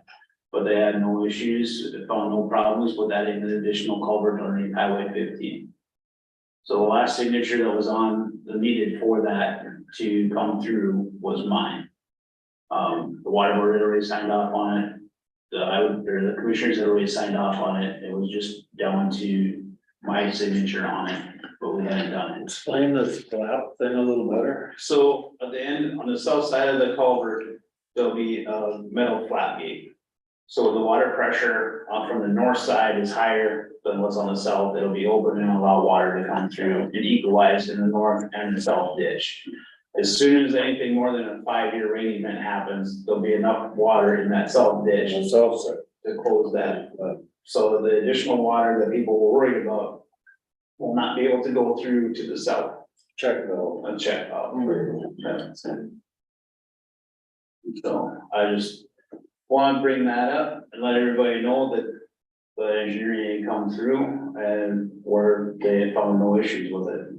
So the McCanns would still like to move forward with this yet this fall to have it in place for spring. Mr. Chairman, I mean, it sounds like the right steps have been done, so I'm glad to hear that at least the engineering and the steps were taken and, you know, done prior to any work being done before. Now, is this gravel or pavement? Pavement. Yeah, Just east of Voss. See the last. so they're gonna be taking the pavement out and everything? Yeah, we'll have to we'll cut the stretch of the asphalt out for their contractor to replace the culvert. Or replace the culvert, I should say, not Now replace. replace that back to our specifications Yes, and and go back to our specifications and we'll be left as a gravel spot. For the fall, because we'll get asphalt back on it and it'll leave it more time for compaction, and next year we'll have to go in and put a blade patch over top of that spot. But we can get asphalt back in its location. how long do they maintain a liability on this thing? I mean, what I'm getting at is 2 years down the road, if that asphalt breaks up or that. Are we on the hook or are Yeah, they? it'll be on us. We will be. So we gotta make sure everything. Alright, so but by it being a gravel for an exterior, we'll be able to make sure that everything is packed up the way we need to. But PLG will be in charge or somebody, engineering will be. yeah, Houston Engineering did the design, so we can have them take a look at it and make sure we get the compactions. We've done this before, and you were here, and I don't know if you guys were even here, Fairness did one on 15A right by the farm there. Same thing, we held them accountable for a couple years, it was a gravel stretch, and then we went back to paved it. But they sort of know they're responsible if it gets softer, that they're gonna fix it for a while until we get out there and start, so we've done it before. And our construction has already has the culvert on hand, they've had it on hand for 2 years. For the project. Mr. Chairman, and then everybody downstream is fine with everything, this is. We told everybody downstream that, I just got this to me right before we were sending it in for agendas. And I had not spoken to anybody, but we had told everybody that if the engineering came back, that it was allowable, that we would be like taking a look and adding it. from what I understand, and it's a he said thing. This was a culvert that was supposed to be done in the initial process. That wasn't part of the process, was left, that's history, I guess, that from before I was here. So I'm just looking at some things that I've had presented to me from engineering. The water board good with it? The water board was good with it, spoke to them well. You decided it looked like it. Well, and if the flap wasn't part of it before, that could have been an issue. I mean, if they just would have put in a culvert, the water could have been, that could have been a big problem. So I'm glad engineering is done, because it sounds like the water that those to the south would be concerned with will be taken care of if there's a huge event, and that's probably the biggest concern for people. So do we need a motion on this? Yes, I think we do. I'll make a motion to accept this report from Jason about Highway 15 and the mechanical work. Did we sign that permit already? Yes, No. I just need to sign it and go over it. You feel you're spending a letter. Okay, we have a motion, is there a second? I'll second it. You, question. How big is that culvert? 36 inches. So we got it documented. They just also took a look at a 48, but 48 48 was too much. was, 48 didn't make it enough water that was gonna cross, and for the time frames, it was, from the cost, it wasn't financially responsible. I guess I knew that by reading that, but I just wanted to remember that it's 36. Any further discussion? Not, we'll call for the question. Ernie? Yeah. Christie? Yeah. Karen? Yes, Amy? Yes, Myself, yes, motion carried. Equipment. So this came up at our Friday meeting as well. Our jumping jack have been taking a look at the prices for that, for packing around our culverts, has died. It was probably 15 or 20 years old, from what I'm understanding. The initial ones I was looking at, and I was getting quotes on were $9,000. Yesterday, I found one that would do the work we need to do in Acme for $3,490. I don't have a budget for it from there, but the house built 1505 for the pavement chip seal actually came in underneath the bid. So those will have the money from there, we'll have extra money to pay for that. So looking for approval to purchase the jumping jacks, so we make sure our culverts are installed properly. This is the hand one, This right? is the hand one. Yep. I'll make a motion that we allow Jason to purchase jumping jack for 30. $3,490. It'll be from Acme and Grand Forks.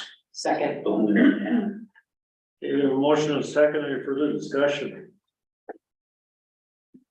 Now we'll call for the vote. Karen? yes. Amy? yes.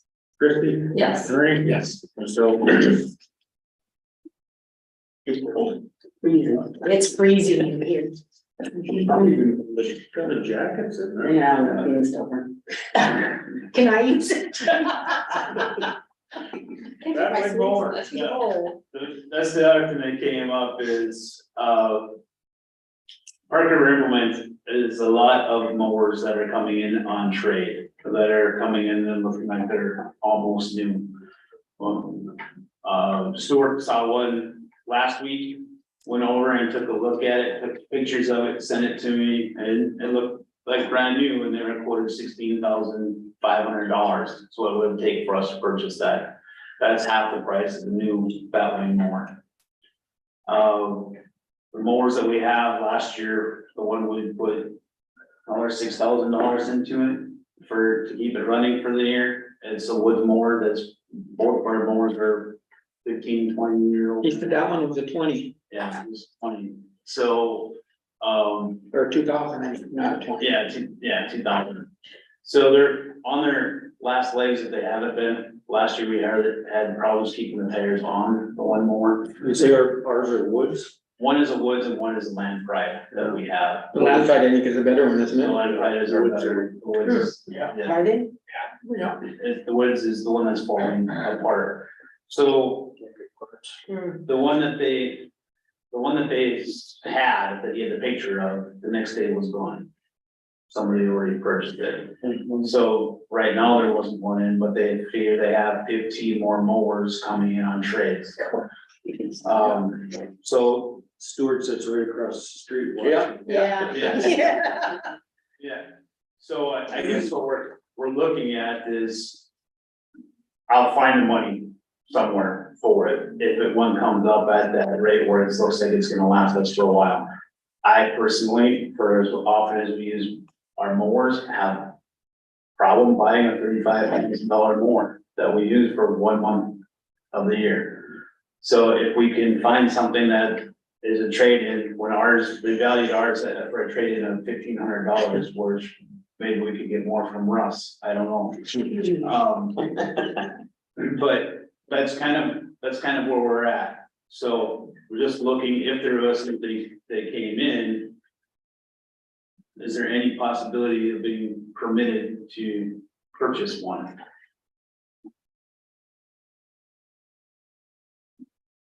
So I don't have one, I don't have a number on one, because we don't have one that's sitting there, you know, all the traders will be different.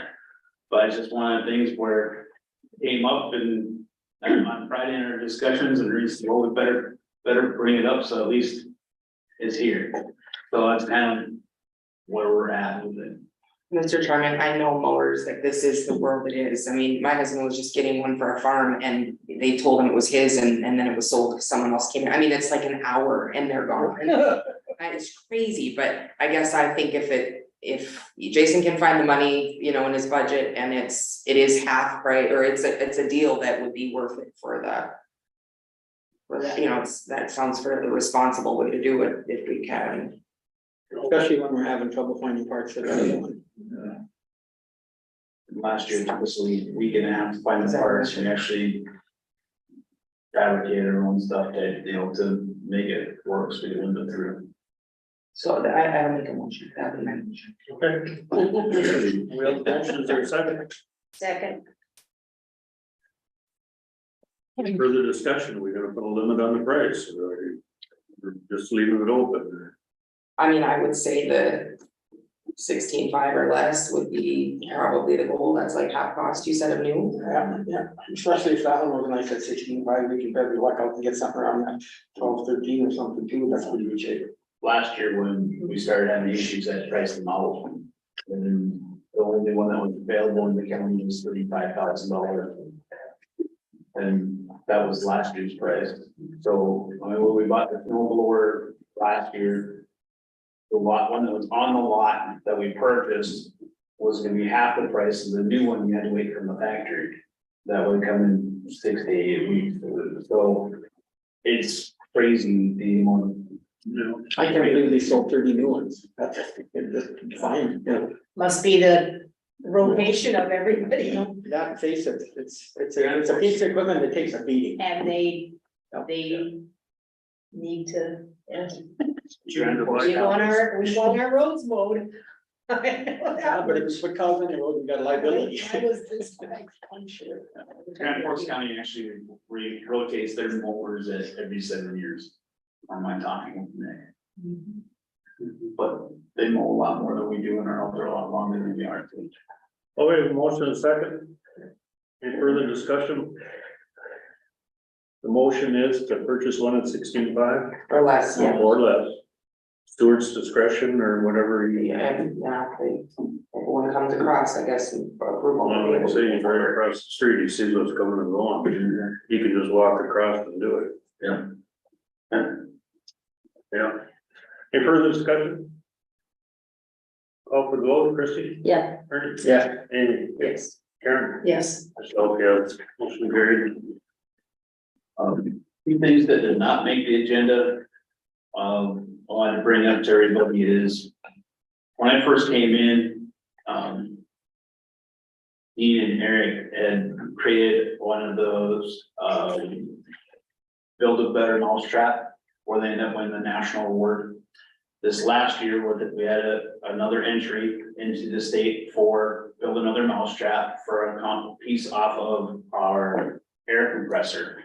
They had called it the, what was the name they called that thing? The asphalt that covers the black air. It was basically a hook that they put on, that they created out of a bolt and some miscellaneous materials sitting around the shop.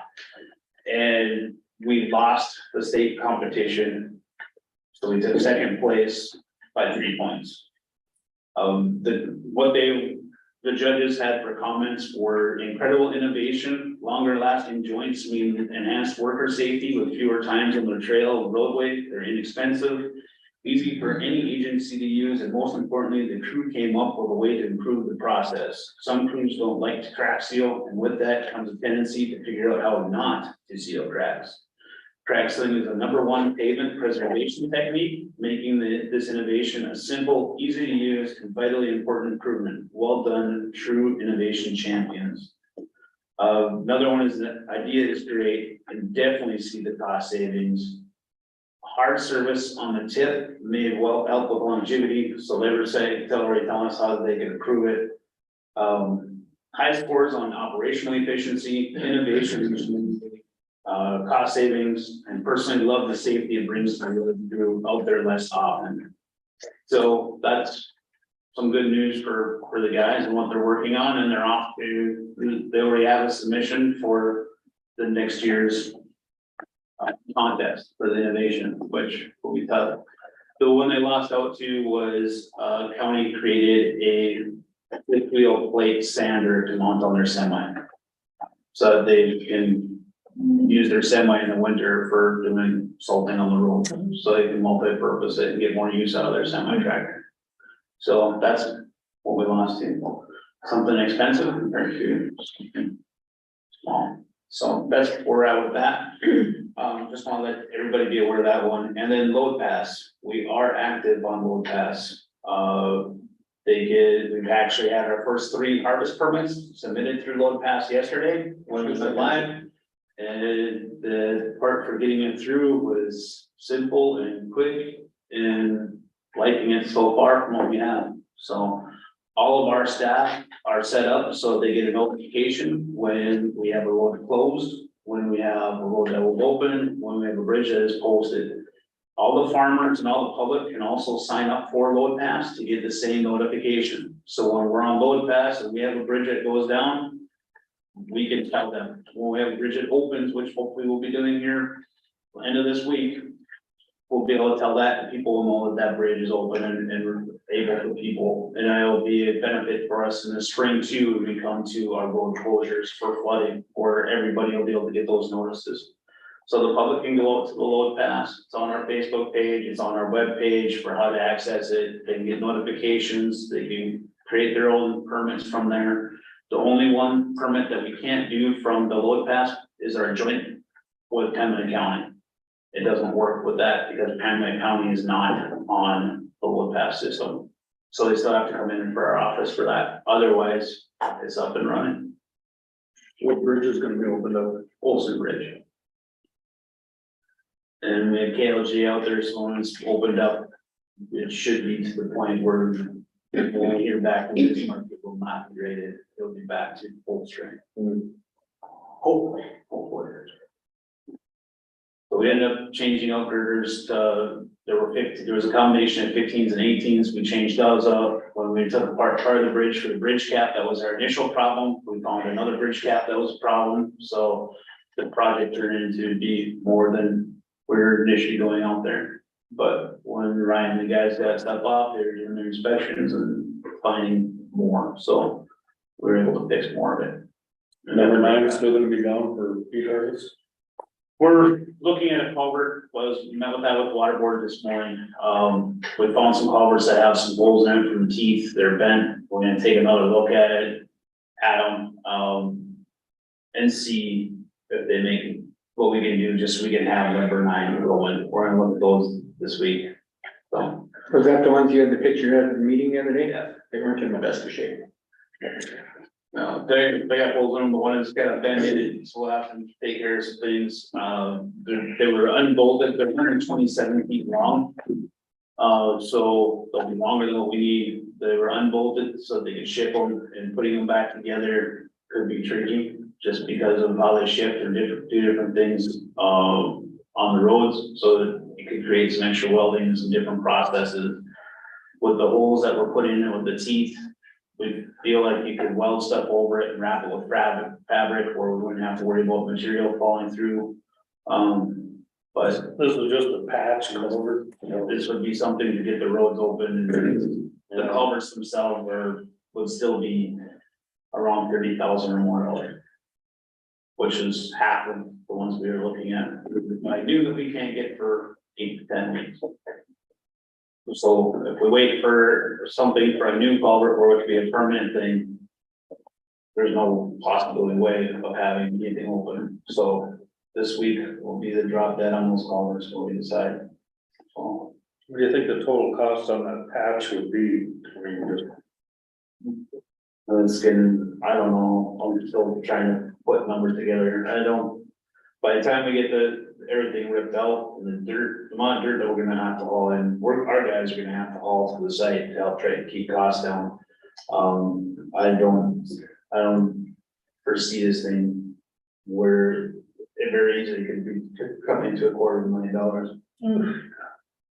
By the time you look at removing the bridges there, pulling that stuff out, opening it up, the compaction and the hauling and everything else.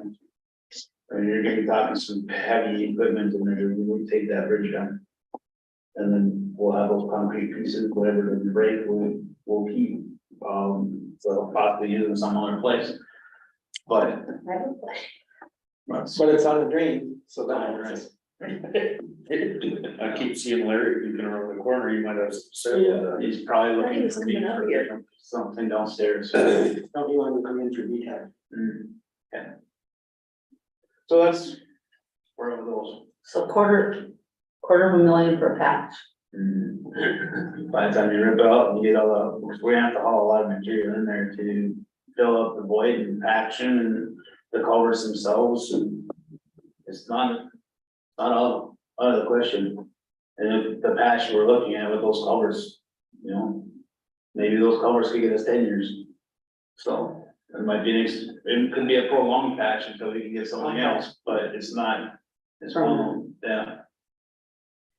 Would be.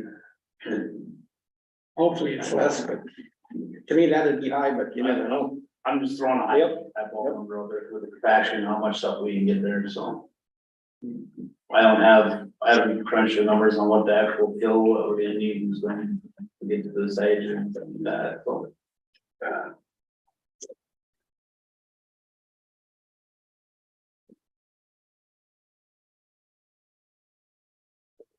Do that, or we kind of, Well, we gotta work with the water board too, Yeah. because it's over. you know, Do they have, would they have more of a say because it's on their drain?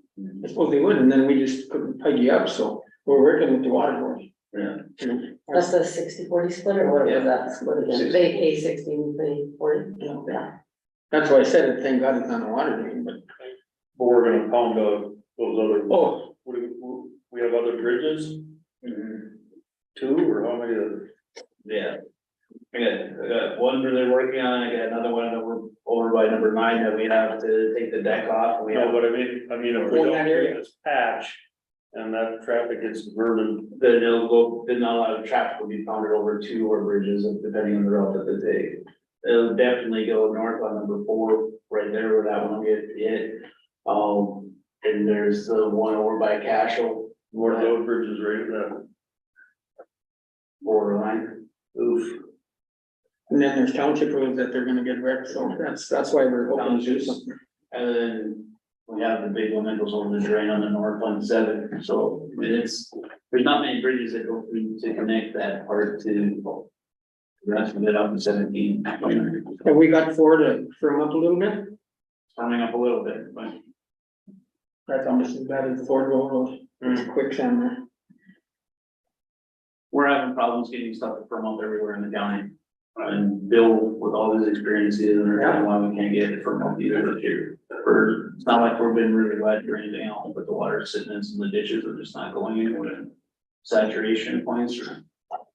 Other counties are having trouble too, I talked to Devils Lake and. Yeah, we're looking at a burning ban. Yeah, Yeah. right. All right, So that's what happened today.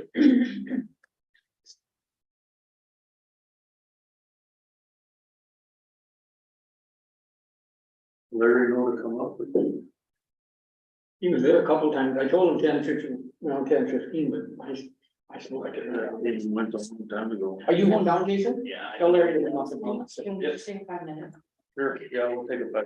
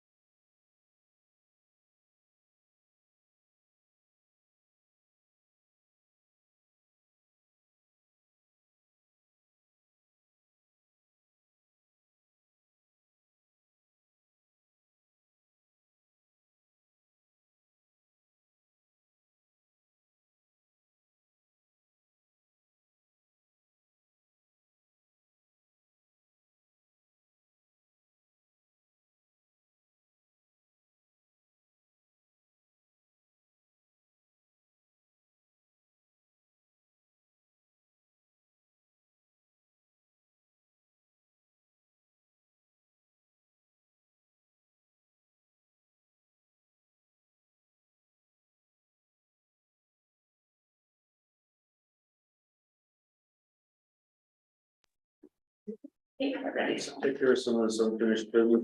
While we're waiting for Larry. Amy, you want to talk about, Yes. extension office? So Katie Thompson reached out to me, she was approached get to the details here. So First Care Health Center requested to use a meeting room for fitness classes twice a week.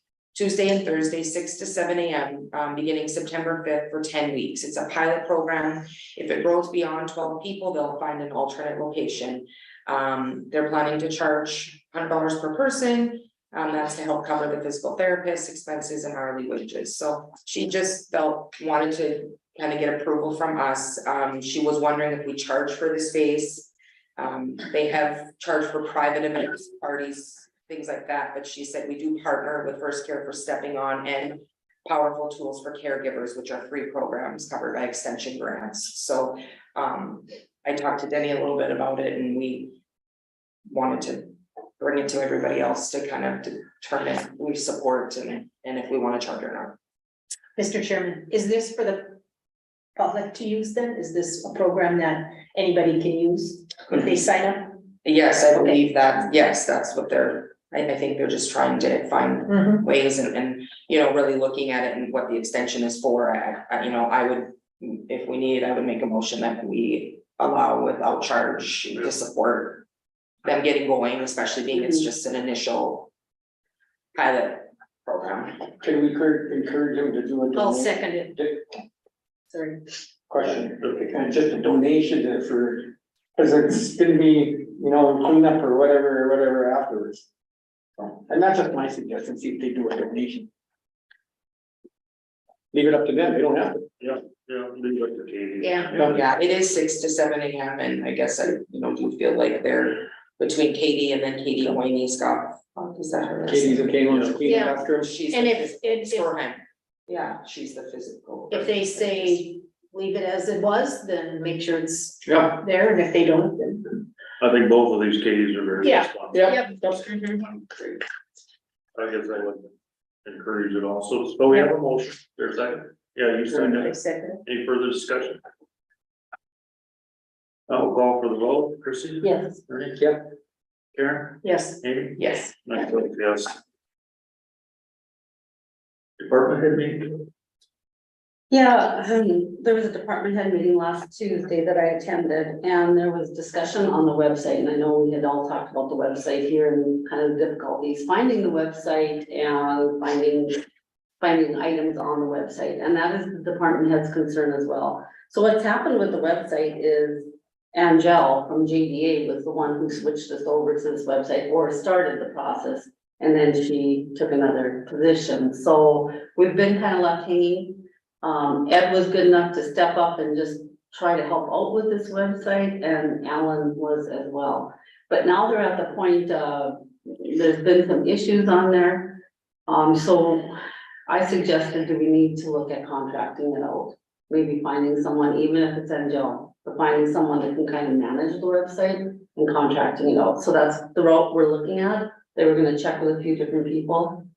And I know that they've been trying to make some changes to the website so that it's easier for the public to find information on there, but it's more difficult than our original website right now, so it needs a lot of tweaking. So anyways, it is a work in progress, and I said if we do go the route of contracting it out, of course, it's gonna have to come up to the commission, because we're gonna have to know how we're going to pay for that. So It is cumbersome. it's very cumbersome. I went in there looking for a building permit, and Yeah, we don't even have the commissioners updated. It's been 6 months. I got a couple comments from people that didn't even know where to go because they couldn't find their own one. right, you know, sadly, it was bad timing. Yep. You know, with Angel leaving, because some of the information got transferred over, but not all of it. We have had new department heads that have had no training on this, so they can't even work with it. Mr. Chairman, is there any way we could get, Angel, we could hire her for, I mean, it's just a suggestion, whoever. We could hire them for 2 or 3 months and to get the thing where it needs to be, and then train a couple, 3 people who would be interested in. It's just a matter of updating and, you know, make sure they're on their administrators and keeping it updated. although that sounds easy, Yeah. when it comes to this IT stuff, you have to either have willing people. Yes, You can yes. probably vouch to that, like, I have no interest. Yeah. Even looking or learning any of that side. My question is with, so Red River Regional is now our partner, or, you know, kind of taking over the reins of that in JDA. I would like to know if there's some opportunity there, you know, if Angela is running the Pembina County or doing that, and she's already doing one, that might be the right route, but with what our contract lays out, it would be nice to make sure that we wouldn't have that opportunity with the regional. You know, if they would have that role to help us, because I don't know, you know, the JDA side of it was a big part of what got it going. Yeah. Could there be any support in that, you know? Possibly. I know Alan and Ed were going to check into, there was a couple names mentioned at the meeting of people that can do this, so I could mention to them to check with Red Regional too. But they were gonna do, Ed, I think Ed was gonna check and he was gonna talk to Alan because Alan had some knowledge in this.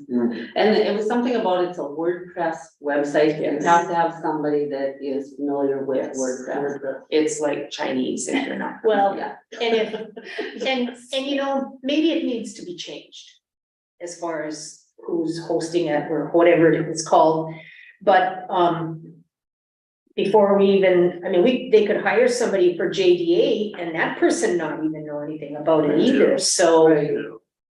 WordPress is pretty standard if you're in the Oh. IT world. That's not the issue. It's just Oh. a matter of you need the right people. You can't just train. I would not sit No, down and no, say, no. train me in this and I would be able to retain. I thought you meant that it was hard to do, For not me. for you yet, I know well, for what I'm me, good at. I know what I'm not. Anyway, Ed and Alan are on it.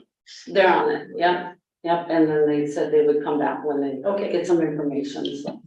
One thing other on the department that I sat in on about a half hour of it with that last meeting, and I guess with the commission's blessings, I think whoever the chairman is for the year should be taking part in those department head meetings with whoever had that portfolio.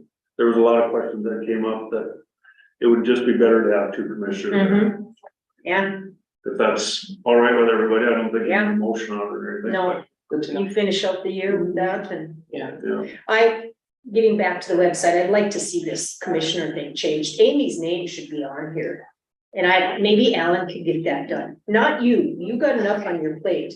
I did get the agenda posted on there, but it took, I bet it was 4 hours, at least 5 hours, and it was hard, and you YouTube everything, so Oh. then to try to, like, my YouTube was like a paragraph long on what I wanted to do, you know, so it was Well, and just maybe- hard, so it is. Yeah. It Would you matters. be able to contact Alan and see if he could at least get that changed? I think that I should be able to do that. Yes, I will get that done. The commissioners on there. I know, but that should be fairly easy. It's just the minutes. I noticed that there aren't any 2023 minutes on that website. The old one did have. But the commissioner, Lawrence's name should be off here and Amy's name should be I on haven't it. even looked at it. Yeah, no, I'm not, just saying. If you're gonna do it, change my address. Oh, I'm okay, sure it's still Pizzic, okay. 142 Willow. And Grafton. Yeah. Well, let's move on to Larry. You ready? Yes, you're ready. Hi. Want to talk to you about BK. Now, sometimes I come in here and see some, maybe I'm a little blunt at things, but I've been on these water boards and truck hauls, and sometimes I say things that people just don't like, and that's just the way I am. And I am serious about things when I do that, I'm not joking around, but you have to remember when BK come in here, when they first made this agreement. And you asked the question, Pulaski Township didn't show up at that meeting, did they? No, They're out. Their name is off of this new contract. So what I'm asking you people is, I want your opinion. You know, we'll support this thing if you want to, but just remember, it says in here, it's a budget. They're gonna set that budget annually with that group. Now, if I'm not in that group, and I was doing some suggestions and telling that you should do this stuff, and they're gonna put their hand on my shoulder and say, Larry, you're not financially part of this group, so you can't make any suggestions. We don't have the money in our budget to do it. And if you guys wanna support that, You have to make, but once you're in that deal, I don't know if you're gonna be able to get out, I think you're in. And you look at who they're looking at for the money. Hickam Township, Oak Park, Big Woods, Turtle River, Walshville, you think those guys got the money? They don't have the money. And when they come up and they're gonna do a project and stuff like that, and you hire engineer, and let's say it costs $100,000 or $250,000, somebody's gotta pay that bill. And I don't know what they're trying to do, but sometimes you ask Craig Jones, if I build a bridge at Oslo and I built the railroad bridge or 317, would you be satisfied? And they said, yes. And I can't figure out what part of, and if you think that there's not gonna be flooding down there, like I said that day, I think you're gonna be misled, because I think there's always gonna be flooding down there. I don't think you're ever gonna get away. If you guys gonna just abandon County Road number 2 and make laterals down to and not in the worst part of it and turn them back to dirt road, maybe that's the future, I don't know. But all I'm looking for, you want us to be part of it, I'll be part of that thing, and I think the rest of our members would be part of it. But if there's a financial obligation, somebody's gonna have to step up to the plate and give some money to them. I don't think you're ever gonna get away from that. And the minute I come back to that table and says, I don't like what you're doing, they're gonna say, you're not participating financially, so you got no stand. But when I look at who these township are and nothing against Mr. Bergen, but I could have the name wrong, but he wants control over it. And I don't know if you can, when you do a government project, and I don't know if they're gonna be control over it. I just don't think somebody's going, you can suggest that and say, maybe steer them a little bit and stuff like that. But I'm wondering, I wish I knew what their concept was. They want a bridge, the railroad bridge, they want a bridge out of Oslo. Now I get that. So what are we doing after that? Nobody knows, do we? So I'm just telling you, I always said I'd like to run, go after this thing, but it would take a number of years to do it. And you need some money to do it. When you talk about other entities, I remember that one meeting with the Michigan deal. And the Corps was there, and when you talked about the Corps entry, and that's the big money they're gonna need. The one guy brought an alternative plan to it, and they were willing to pay for the pumps, and the Corps fund says, well, it's not in our plan. That would probably been the most sensible thing to do. Water could have been used, they were willing to pay for the pumps and help it go valley, and that's the part that scares me, is when, yeah, they're gonna need it in the Corps, but you know what, then you got no say, they're gonna do it the other way in. Yeah. So is it gonna be good for the local? I don't know. I mean, I think this project's great and everything, but we're like you, where do we come up with money to help? If we tie to that. When you look at these guys, they go in under the concept just like they did in Devil Lake. When you look at Devil Lake, the state went in there and they built up the dikes. They did everything. They put the pumps out there where they're paying $300,000 a month for electricity. They did all that stuff. These guys are looking for the same concept. They don't want no purchase. They don't want to pay any of that part. They want Fargo, Grand Forks to pay for it. And I don't know if you're gonna go to Fargo. I don't think we're gonna say, yeah, we'll help you. And when you look at it, they say they looked up to 317. What happened if Drayton comes in and complains about it further? But because they're getting more aware, what happens in Pembroke County?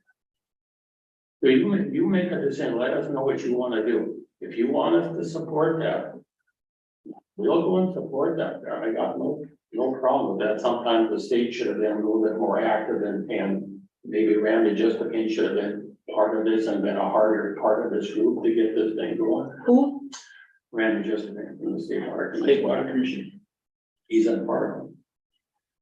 Well, Michael Anderson has been He's on here, the so, State Water Commission Yeah. board, but Randy is our liaison from the River Joint Board, and Randy should be part of this, where he should be the lead on the stuff, or where do they want to go? I wish I had a avenue that I would say, okay, this is number one, what we'd like to do, bridge. Okay, tell me what after that, what you want to do. Well, I don't think anybody really knows, though. I mean, the concept right now is wide open, Yeah, well, they don't tell you. but, I mean, I keep looking at the money that Walsh County spent down on that side of the county. And I think either you guys or somebody in the future is gonna have to make a different program. Either they're gonna make a lateral down to the worst section and maybe disabandon, I hate to say that, disabandon number two. And where the section where they can do it, you might wanna maintain it, but you put a ladder down to that number two and turn it down the county road, you turn it back to the dirt road and blade it out this way. And that's the way life is gonna be. I hate to say that, and will you get bitching down there? I'm sure you will, but that would be your point. So you let me know. That's the only reason I wanted to talk to you. I'm not against this thing. But if they come in, if I'm there sitting at the table and I make suggestions, they don't like, they're gonna say, Larry, you're not at the table because you're not financially into the game. And that's gonna go along with Pulaski. I talked to George and George don't think this, that's why they wanna, I think that's why George, and that's why they went here. I don't think, But I think that you would like to see at the table, right? you what? You would like a seat at the table. Yeah, you know, if you're gonna suggest things, it'd be nice to be at that table. Yeah. I told them, I'd like to run this. It's fun to do. But that, I mean, that's where at least I'm at. Is if we're not backing this thing, you're not gonna have this. That's correct. And I would much rather have you have a seat at the table Yeah, and be involved with this from the grassroots on. yeah. And Mr. Chairman, wasn't it at the meeting when they were here? Like, I know you brought up to Larry the point of the financial, but we all kind of declared we're at the table without financial commitment at this stage. So, I mean, we have that on YouTube and wherever else, at least it's in writing. And then obviously you'll have to keep us And posted. that's the same way with us. I mean, if I'm working with those 3 dams and we're over our head. And we're gonna have to back on some of them and pick on one dam, or we're gonna have to go, because with the engineering fees that are costing, they're just killing us. We don't have money, so you just back off and put the back on the back burner, and you try to be on one and let them go. And this is gonna take money, how much? They don't give you an idea what the budget's gonna be, they don't give you nothing, it's just like a shot in the dark, and then once I'm at that table, they're gonna come up and say, hey, we need $100,000 a year. And if Walshville or some of the guys don't have no money, where do they go to get that money? Nobody will give you the answer, will they? They're gonna look at the biggest checkbook. That's what they are. They're looking for the guy that has the most money, and that's where they're gonna attack. Well, they said, you got the most money, Walshville doesn't have that kind of budget. Even though the state wants you to go up there 21 mils, wherever they want you to. They're not gonna have it. So that's just fine. You can make a decision, let us know what you want us to do. But if you want us to do it, we'll participate. I'm not saying that. But if they come to us and there's a budget, there's gonna be some money. And you have to decide if you want to meet in that meeting. Thank you. And then we'll see you next spring at budget time. Yeah. Yeah. Thank you, Larry. Thanks, Larry. Well, should we have Kelly Cole look at that joint powers agreement? I guess I haven't seen the new one. Yeah, And they don't have it done, I really don't think it's fair to talk about this when they're not here to expound on what's being said. Yeah, I just think Larry wants Because, our direction or whatever. Right. But, yeah. but there's a lot of stuff there that we just need to talk about together as a water board, as a commission, as them. We both have the same, or we have, Gosted as our lawyer and for the water board, and we just make sure that things are in writing the right way before we sign anything. right, And but they are the lead on this. Sometimes you have to say, this is what we're gonna do, this is what our engineers are gonna do. Everybody can have an opinion on how to do this, okay? This is their baby. I don't think anybody needs to take over anything yet. No. And why some townships aren't on board, we should talk to them, not just. And if they don't want to be, they don't have to be either. It's to their advantage if they do, but there's a lot of dynamics on why certain absolutely. townships don't wanna be on. And if they don't, they're not hearing the whole story, they're not hearing the project, so they don't know the whole story. But I think as But- soon as they get that JPA drawn up, Yep, I think Kelly should have a look at it. oh, totally, yes, yep, Get her Yep. take on it. Not only and that, I think you'll see that either we are going to be financially responsible, which we aren't, I believe, or we will, so But we're financially responsible for some. I know. We already. I know, And, I mean, yep, what happens when FEMA tells us no? Yeah. so, But yet, it'd be nice when they get this agreement, we can also look at a proposed plan, let's say, well, if they got something. they have the. Yeah, but we've I mean seen more, it, more structure and who's Well- gonna be involved and, but that could be down the road, or Yeah. you know how that is. you know, I get it. And they have a lot of people on board with it, a lot. So, we've got a big problem on that side of the county. yeah, I know, we We keep doing the they same just thing, spend- expecting different results, and Yeah. it doesn't change. I know, Well, anyway. What's next? Don't worry. I'm talking about the ARPA. Oh, that review? I got an email, I'll get it, I just found it back here, and basically it just opens it up to different things we can do. Let me click into it. Found it and put it someplace so I remember where I put it, so now I won't find it. you could, Uh, yeah, forward that to all of I almost us. lost it once. And you said it was mailed out August 11th? I got it, I won't even show me the date. August 14th.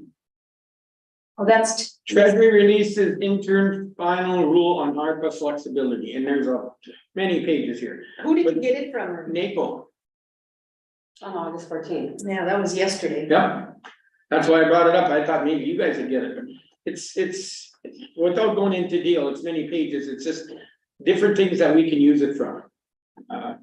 It looks like we could use it for some roads and bridges, or even mitigation, flood mitigation, wish I could get back in it, it's, there's about 8 pages here.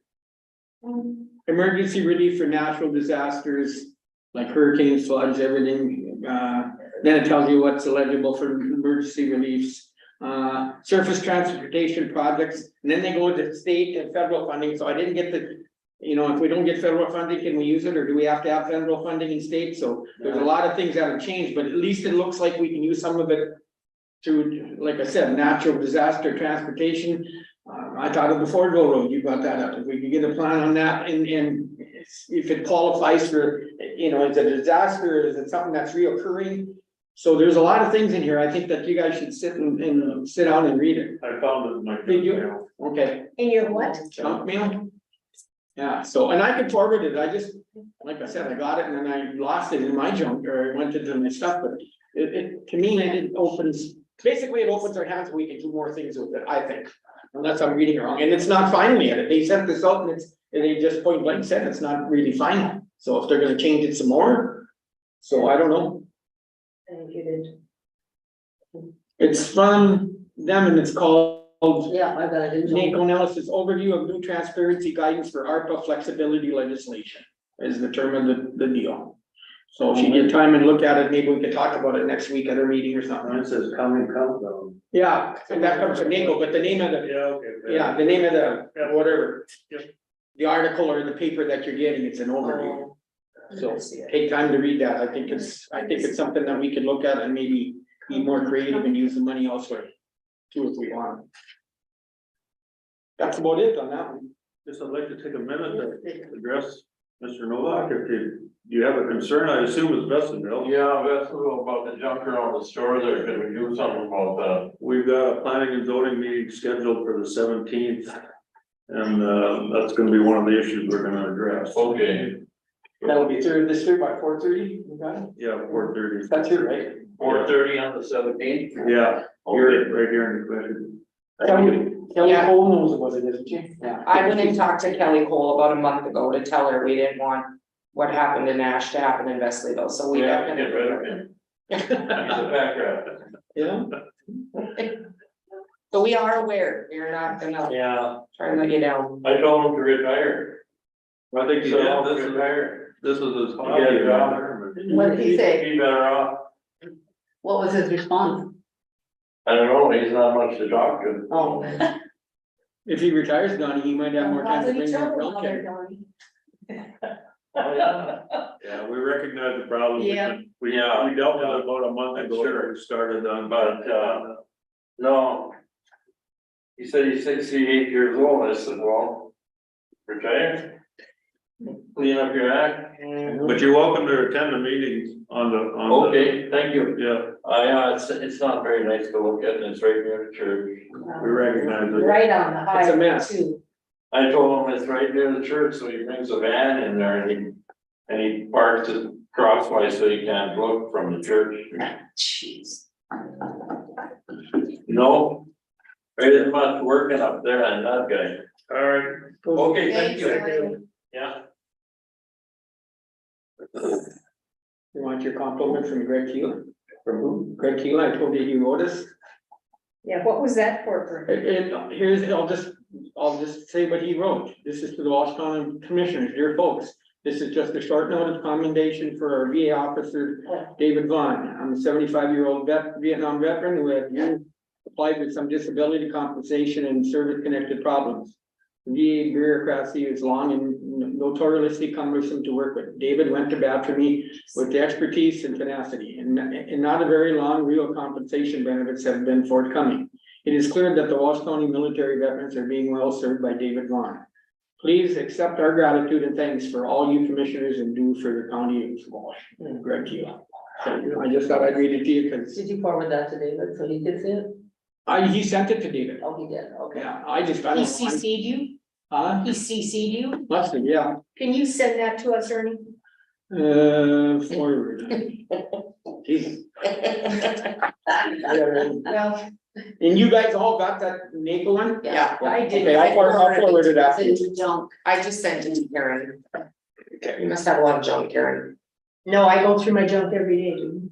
Twice a day, because I get so much to do. All right, let's move on to public budget hearing days. So we are in the process, excuse me, of doing the estimated tax statement, preparing for that. Last year, the meeting was at 8:30 in the morning, the second meeting of the month is September. So I am curious if you guys wouldn't mind, September 19th at 8:30 a.m. we'll hold the public meeting, September 1, 19th. 19. That Tuesday it'll be. Regular commission meeting. Yeah. The commission meeting will start at 9 and 8:30 yeah, okay, perfect. I will get that on the notices. September 19th. Yep.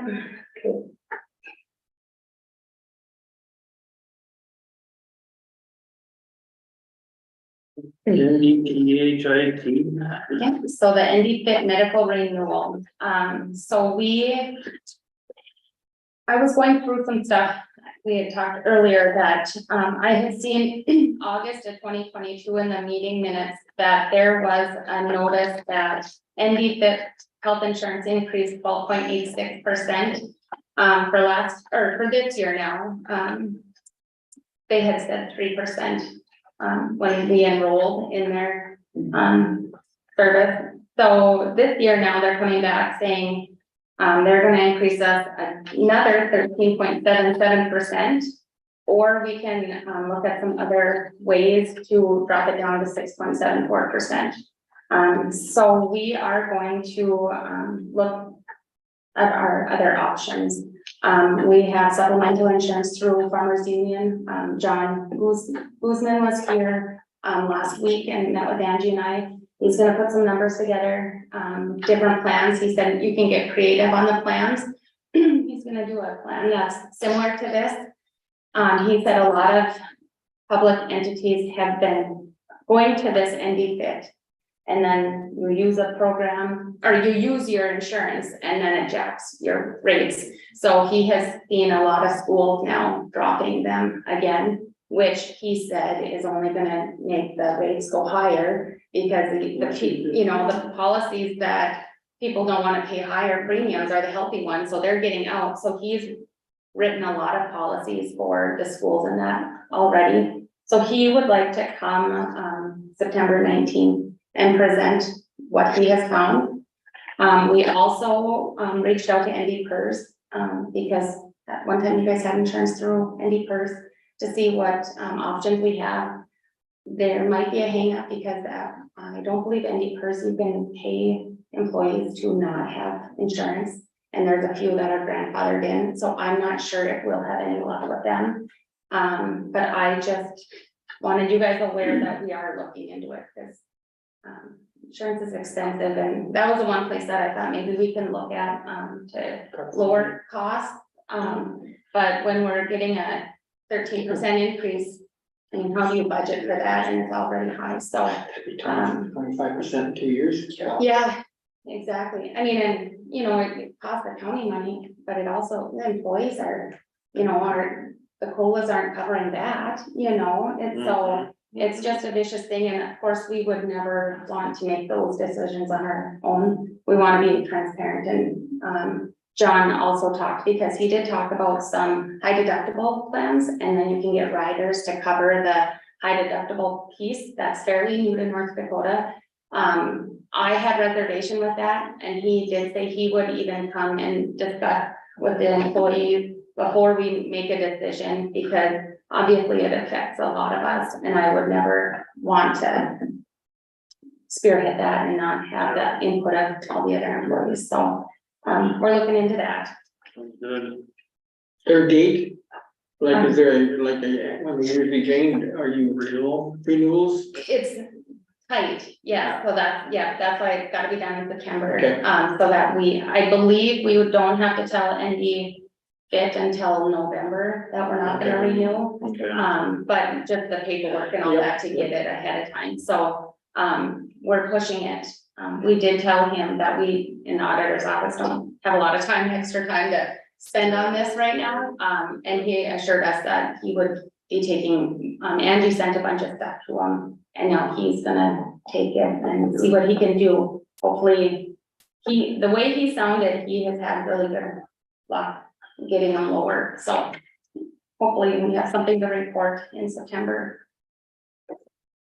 The one thing, Mr. Chairman, was, did everybody catch though that on the ND Fit, that we could reduce it down to that 6.7% by going with a higher maximum out-of-pocket cost? So just keep that in mind. I'm curious on, I mean, how's that different than the higher deductible when you talk about a rider? I mean, isn't that basically what that is? The higher maximum out of pocket is the higher deductible? No, your higher deductible is monthly, your maximum is your, but it's clouded, isn't it? Yeah, it's The not, top, late, whatever. the most you would ever pay in a year. It would be your maximum out-of-pocket cost, right? So right now we have a pretty low. So we have a co-pay system, Yeah. right? It's 10%. Well, yeah, or is it, yeah, and $250 deductible, so you But it's a pay very low 250, deductible. yeah, $250, and after that, it's, I believe, 90/10. I haven't used the insurance yet. So your maximum cost, let's say you got 10,000 there now. And they talk maximum cost, so you could raise that to 20 or 30. So then you'd have to pay all the way to 30 instead of the 10. Yeah, Or it might be that $250. right, You know, depends how they so do it. There's different- Insurance won't kick in until you hit, $5,000 Yep, Right, out of pocket, Yep. so that's Yep. where, what I think they're talking about. right now our maximum out-of-pocket cost is $37.50 for a single. If we went with this option that they're talking about, the maximum out-of-pocket cost would go to $94.50. $9,450. But the deductibles don't change. Oh, they don't. The deductible for a single on both plans is still $250. $250.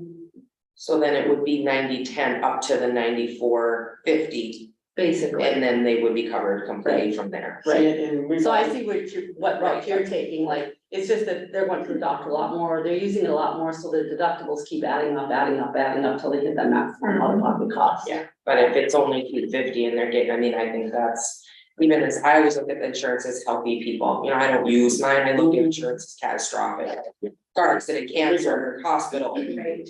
Right, So, well, they said in that thing, that video I watched, 10% 10% of you people use up 90% of the cost. Yep. So they said that by going to a maximum out-of-pocket cost, you're really not going to affect very many of your employees, but you're going to reduce that. Agreed, yeah, thanks for looking into it. Yeah. All right, Robert, your office, this, Yes, so we are still struggling in the auditor's office, unfortunately. And we had a motion, a couple weeks ago to have Chris come back 8 hours max a week. And I'm asking for a motion to change the wording on that. Unlimited as we see fit. I'm putting in a lot of hours and I need her help. And she's willing, in some weeks it doesn't work at all. So then if she can't come 1 week, but she can come 2 days, the next week, we're stuck at only 8 hours of time. It's not averaging out. And there's only gonna be certain times of the year where I'll need more than the 8 hours. But Chris has been phenomenal to take my texts. Fishing on a Saturday when I'm here, she's answering my text and all that, and I just feel that it will help. Mr. Chairman, we need to support this auditor, and I fully believe she will not overuse this. I make a motion that she has unlimited as needed access to I agree. assistance. I'll second it. Any further discussion? Just out of curiosity, how many hours are you putting in a week? Well, I just looked yesterday and from July 3rd to now, I put like 125 hours over. So like. Over? Mhm. I told you to go home. Well, but the stuff has to get done. That's the thing. So, and yeah, so working 60 hours a week, 70 hours a week. Yeah, We trust that you're gonna find where areas you can delegate, I because hope this so, can't but continue that way, I know. you know, so just make sure you're. I don't know where though, because I don't know where the delegating will come because everyone is busy. Well, you got So- too much at your plate right now. between Yeah. Training and Yep. this. and Yeah, that. and I've stayed out of a lot of the training, but what makes me nervous is that Chris, everyone said that Chris worked more than 40 hours a week all the time. So, you know, that is, it's hard Have to a know. position open for you. We haven't decided if we're gonna fill it. I'm hoping we can fill it. But I'm hoping to push that back as long as I can, just because I just, once I get past this budget season, that will help, I think. But then we've got the new system coming in, so it'll never be a good time. But I need somebody that I can help me. Yep. Angie's busy with paying bills and doing payroll, so she, obviously, her days are full. But the stuff has to get done, so I don't have any other choice. Keep Christie more informed, I guess. I personally would like to know how much overtime or what you're spending here, because I think we gotta limit that if you're putting in way too much. But And it- it's bad timing, I know. Tells me you need help. yeah, And some of the smaller We stuff. have talked about that. Yeah. As far as the help, she's not, from what I understand, and I do understand this, when you're so swamped yourself, Right. you're adding more work to her plate. If we Yes. say, yeah, let's hire that third Yeah. person now, Yeah. because now you're expecting her to get all the work done, plus And training. Yeah. So we've kind of discussed it, she wants to get a better handle on the job.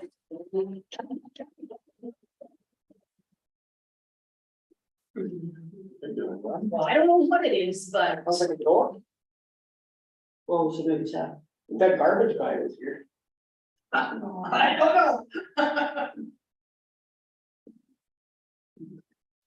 know. Anyways, get a better handle on it before we fill the Yes. position. So she knows she can ask, Yeah. whenever she's ready, she can ask to fill it. yes, and I want to be very clear, I have always said that I felt very supported by you guys. So me doing this, I don't feel like, you know, anybody's taking advantage of me or anything like that, it's what has to be done right now. I obviously didn't realize when I took the job that it was gonna require, but, Well, and when we hired you, we didn't know that we were gonna lose our deputy auditor. yeah, exactly.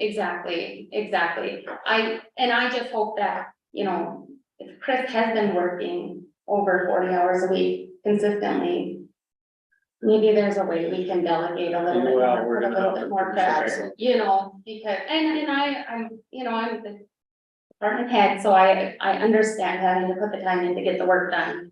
I promise I'm not gonna be going on vacation because of it, you know? That's not but supposed to be on an ongoing basis. Exactly. It's supposed to be on occasion. Yes. That's what I. So that's the point we wanna get to. Exactly, and that's kind of what I was hoping the goal was that, you know, once we get through this, it will be better, but just to know that you guys don't expect me to work No, 50, 60 hours a Absolutely week. not. No, Okay, but. no, we don't. I have to take the weekend off, Saturday, we're moving my son to college, so. Oh. Yeah. Very. So I might need a distraction of work actually, but, So, so. and I even think if there's some days where you need to be gone from the office, if Chris would come in on those days. to Yeah. Help you all. Yeah, you decide. Yeah. And I did talk to Chris last night, she was very open to it. Exactly, yeah, she's been the real glue, honestly, I can't thank her enough for what she's done. I said I wore her husband supper because I've taken a lot of her time away, she retires and then I steal her back, so. But no, we're getting it, I feel by the end of the week, I should be sitting a little bit better. But we'll get there. So I really do appreciate you guys allowing Chris unlimited hours. Some weeks it might be more than Yeah. others, but Any further discussion on it? No, we'll call for the vote, Christie, Yes. Ernie? Yes. Karen? Yes. Amy? Yes. Myself, yes, motion carried. thank you guys. And then the last thing is just, last meeting, we looked at that intergovernmental review from the USD Rural Development. I talked to Brian, he actually called me, it was on my list to do for the day and he called, so he had watched the video. He was under the impression he has already come to you guys and had you guys sign off on that project. But in order for them to get this loan, rural development is now requiring the county to sign this questionnaire. He wasn't aware of it, he had no idea, so I had talked to, it was AE2, that group, he also called, he's been working with Brian and then the rural development. I filled the form out, I wasn't sure if I could sign it, so I filled the form out, sent it to him for him to review, and he said it looked good. It is just stating that Walsh County does not have any plans to do this, the water line tying it together, that Walsh County is not planning on doing that at any time. So that they are not competing with our project. I'm gonna make the motion, Danny, you sign it. I'll second. Any further discussion? No, we'll call for the vote, Karen? Yes. Amy? Yes. Christie? Yeah. Rick? Yeah. Yes. Carried.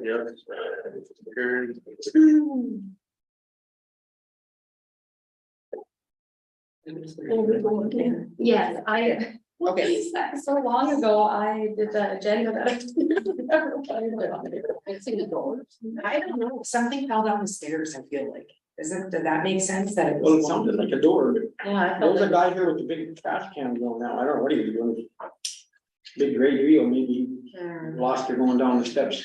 Maybe, Is that recycling? They don't they usually go on the elevator? I don't know. Oh, he was here, I saw him go through Yeah. and going in there. But I mean, yeah, you didn't hear them coming up, but I don't know, I wasn't taking any chances, guys.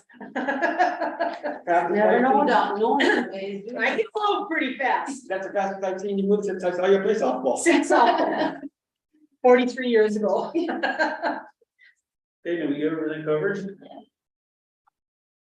Oh, you guys did see the email from Lawrence being on it. Yeah. I don't know if we need to stress that he dropped that off. I think I'll call him and invite him into that. I think we pretty much know what's zoning there. meeting. Yes, yes. And I think it's good to just so that we are aware of it and we've taken the steps, like nothing happens fast, but. Yeah. You know, we wanna do it the right way. I mean, Mhm. one of the reasons I wanted to get on the commission is because I went to Nash School and I do not want to see that happen for other counties, so we have to do something. Yeah. And like J.R. Steele has said, there really isn't anything in place right now, so I don't think we have an option. We have to put in place something to get the ball rolling and hopefully make some headway, but it's just not gonna happen overnight, unfortunately.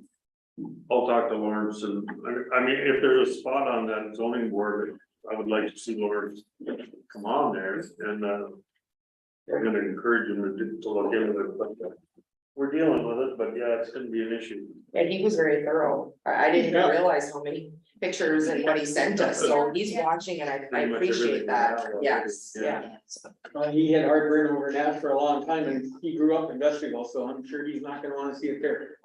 It's hard to take when, yeah, it's hard to take when you drive through and look at it. Anything else? You guys do any more thinking on the budget? Christie will after today. I said you will after today's meeting. Yeah, I'm still looking for that. Where does his salaries come out of? How does he not know what budget his salaries come out of? It's, that's that labeling deal on the top page. Oh, wait, here The they are. initial. I can't even. Yeah. They do not come out of the general fund here. His salaries do not come out of that. It's a code. 4012. General's 1,000, right? Yeah, yeah, So yeah. it's a code 4012 where his salary come out of. Does it say on Thanks, which Todd. is what? Thanks, Todd. The heading, what is it? Yeah, 44. The heading? Yeah. Well, it's the GL and that's. road and bridge is Oh, what the oh, oh. 4012 is. Oh, Like, we should probably adjourn Okay. yeah, before we go into this stuff, I guess. yeah. I will hereby adjourn.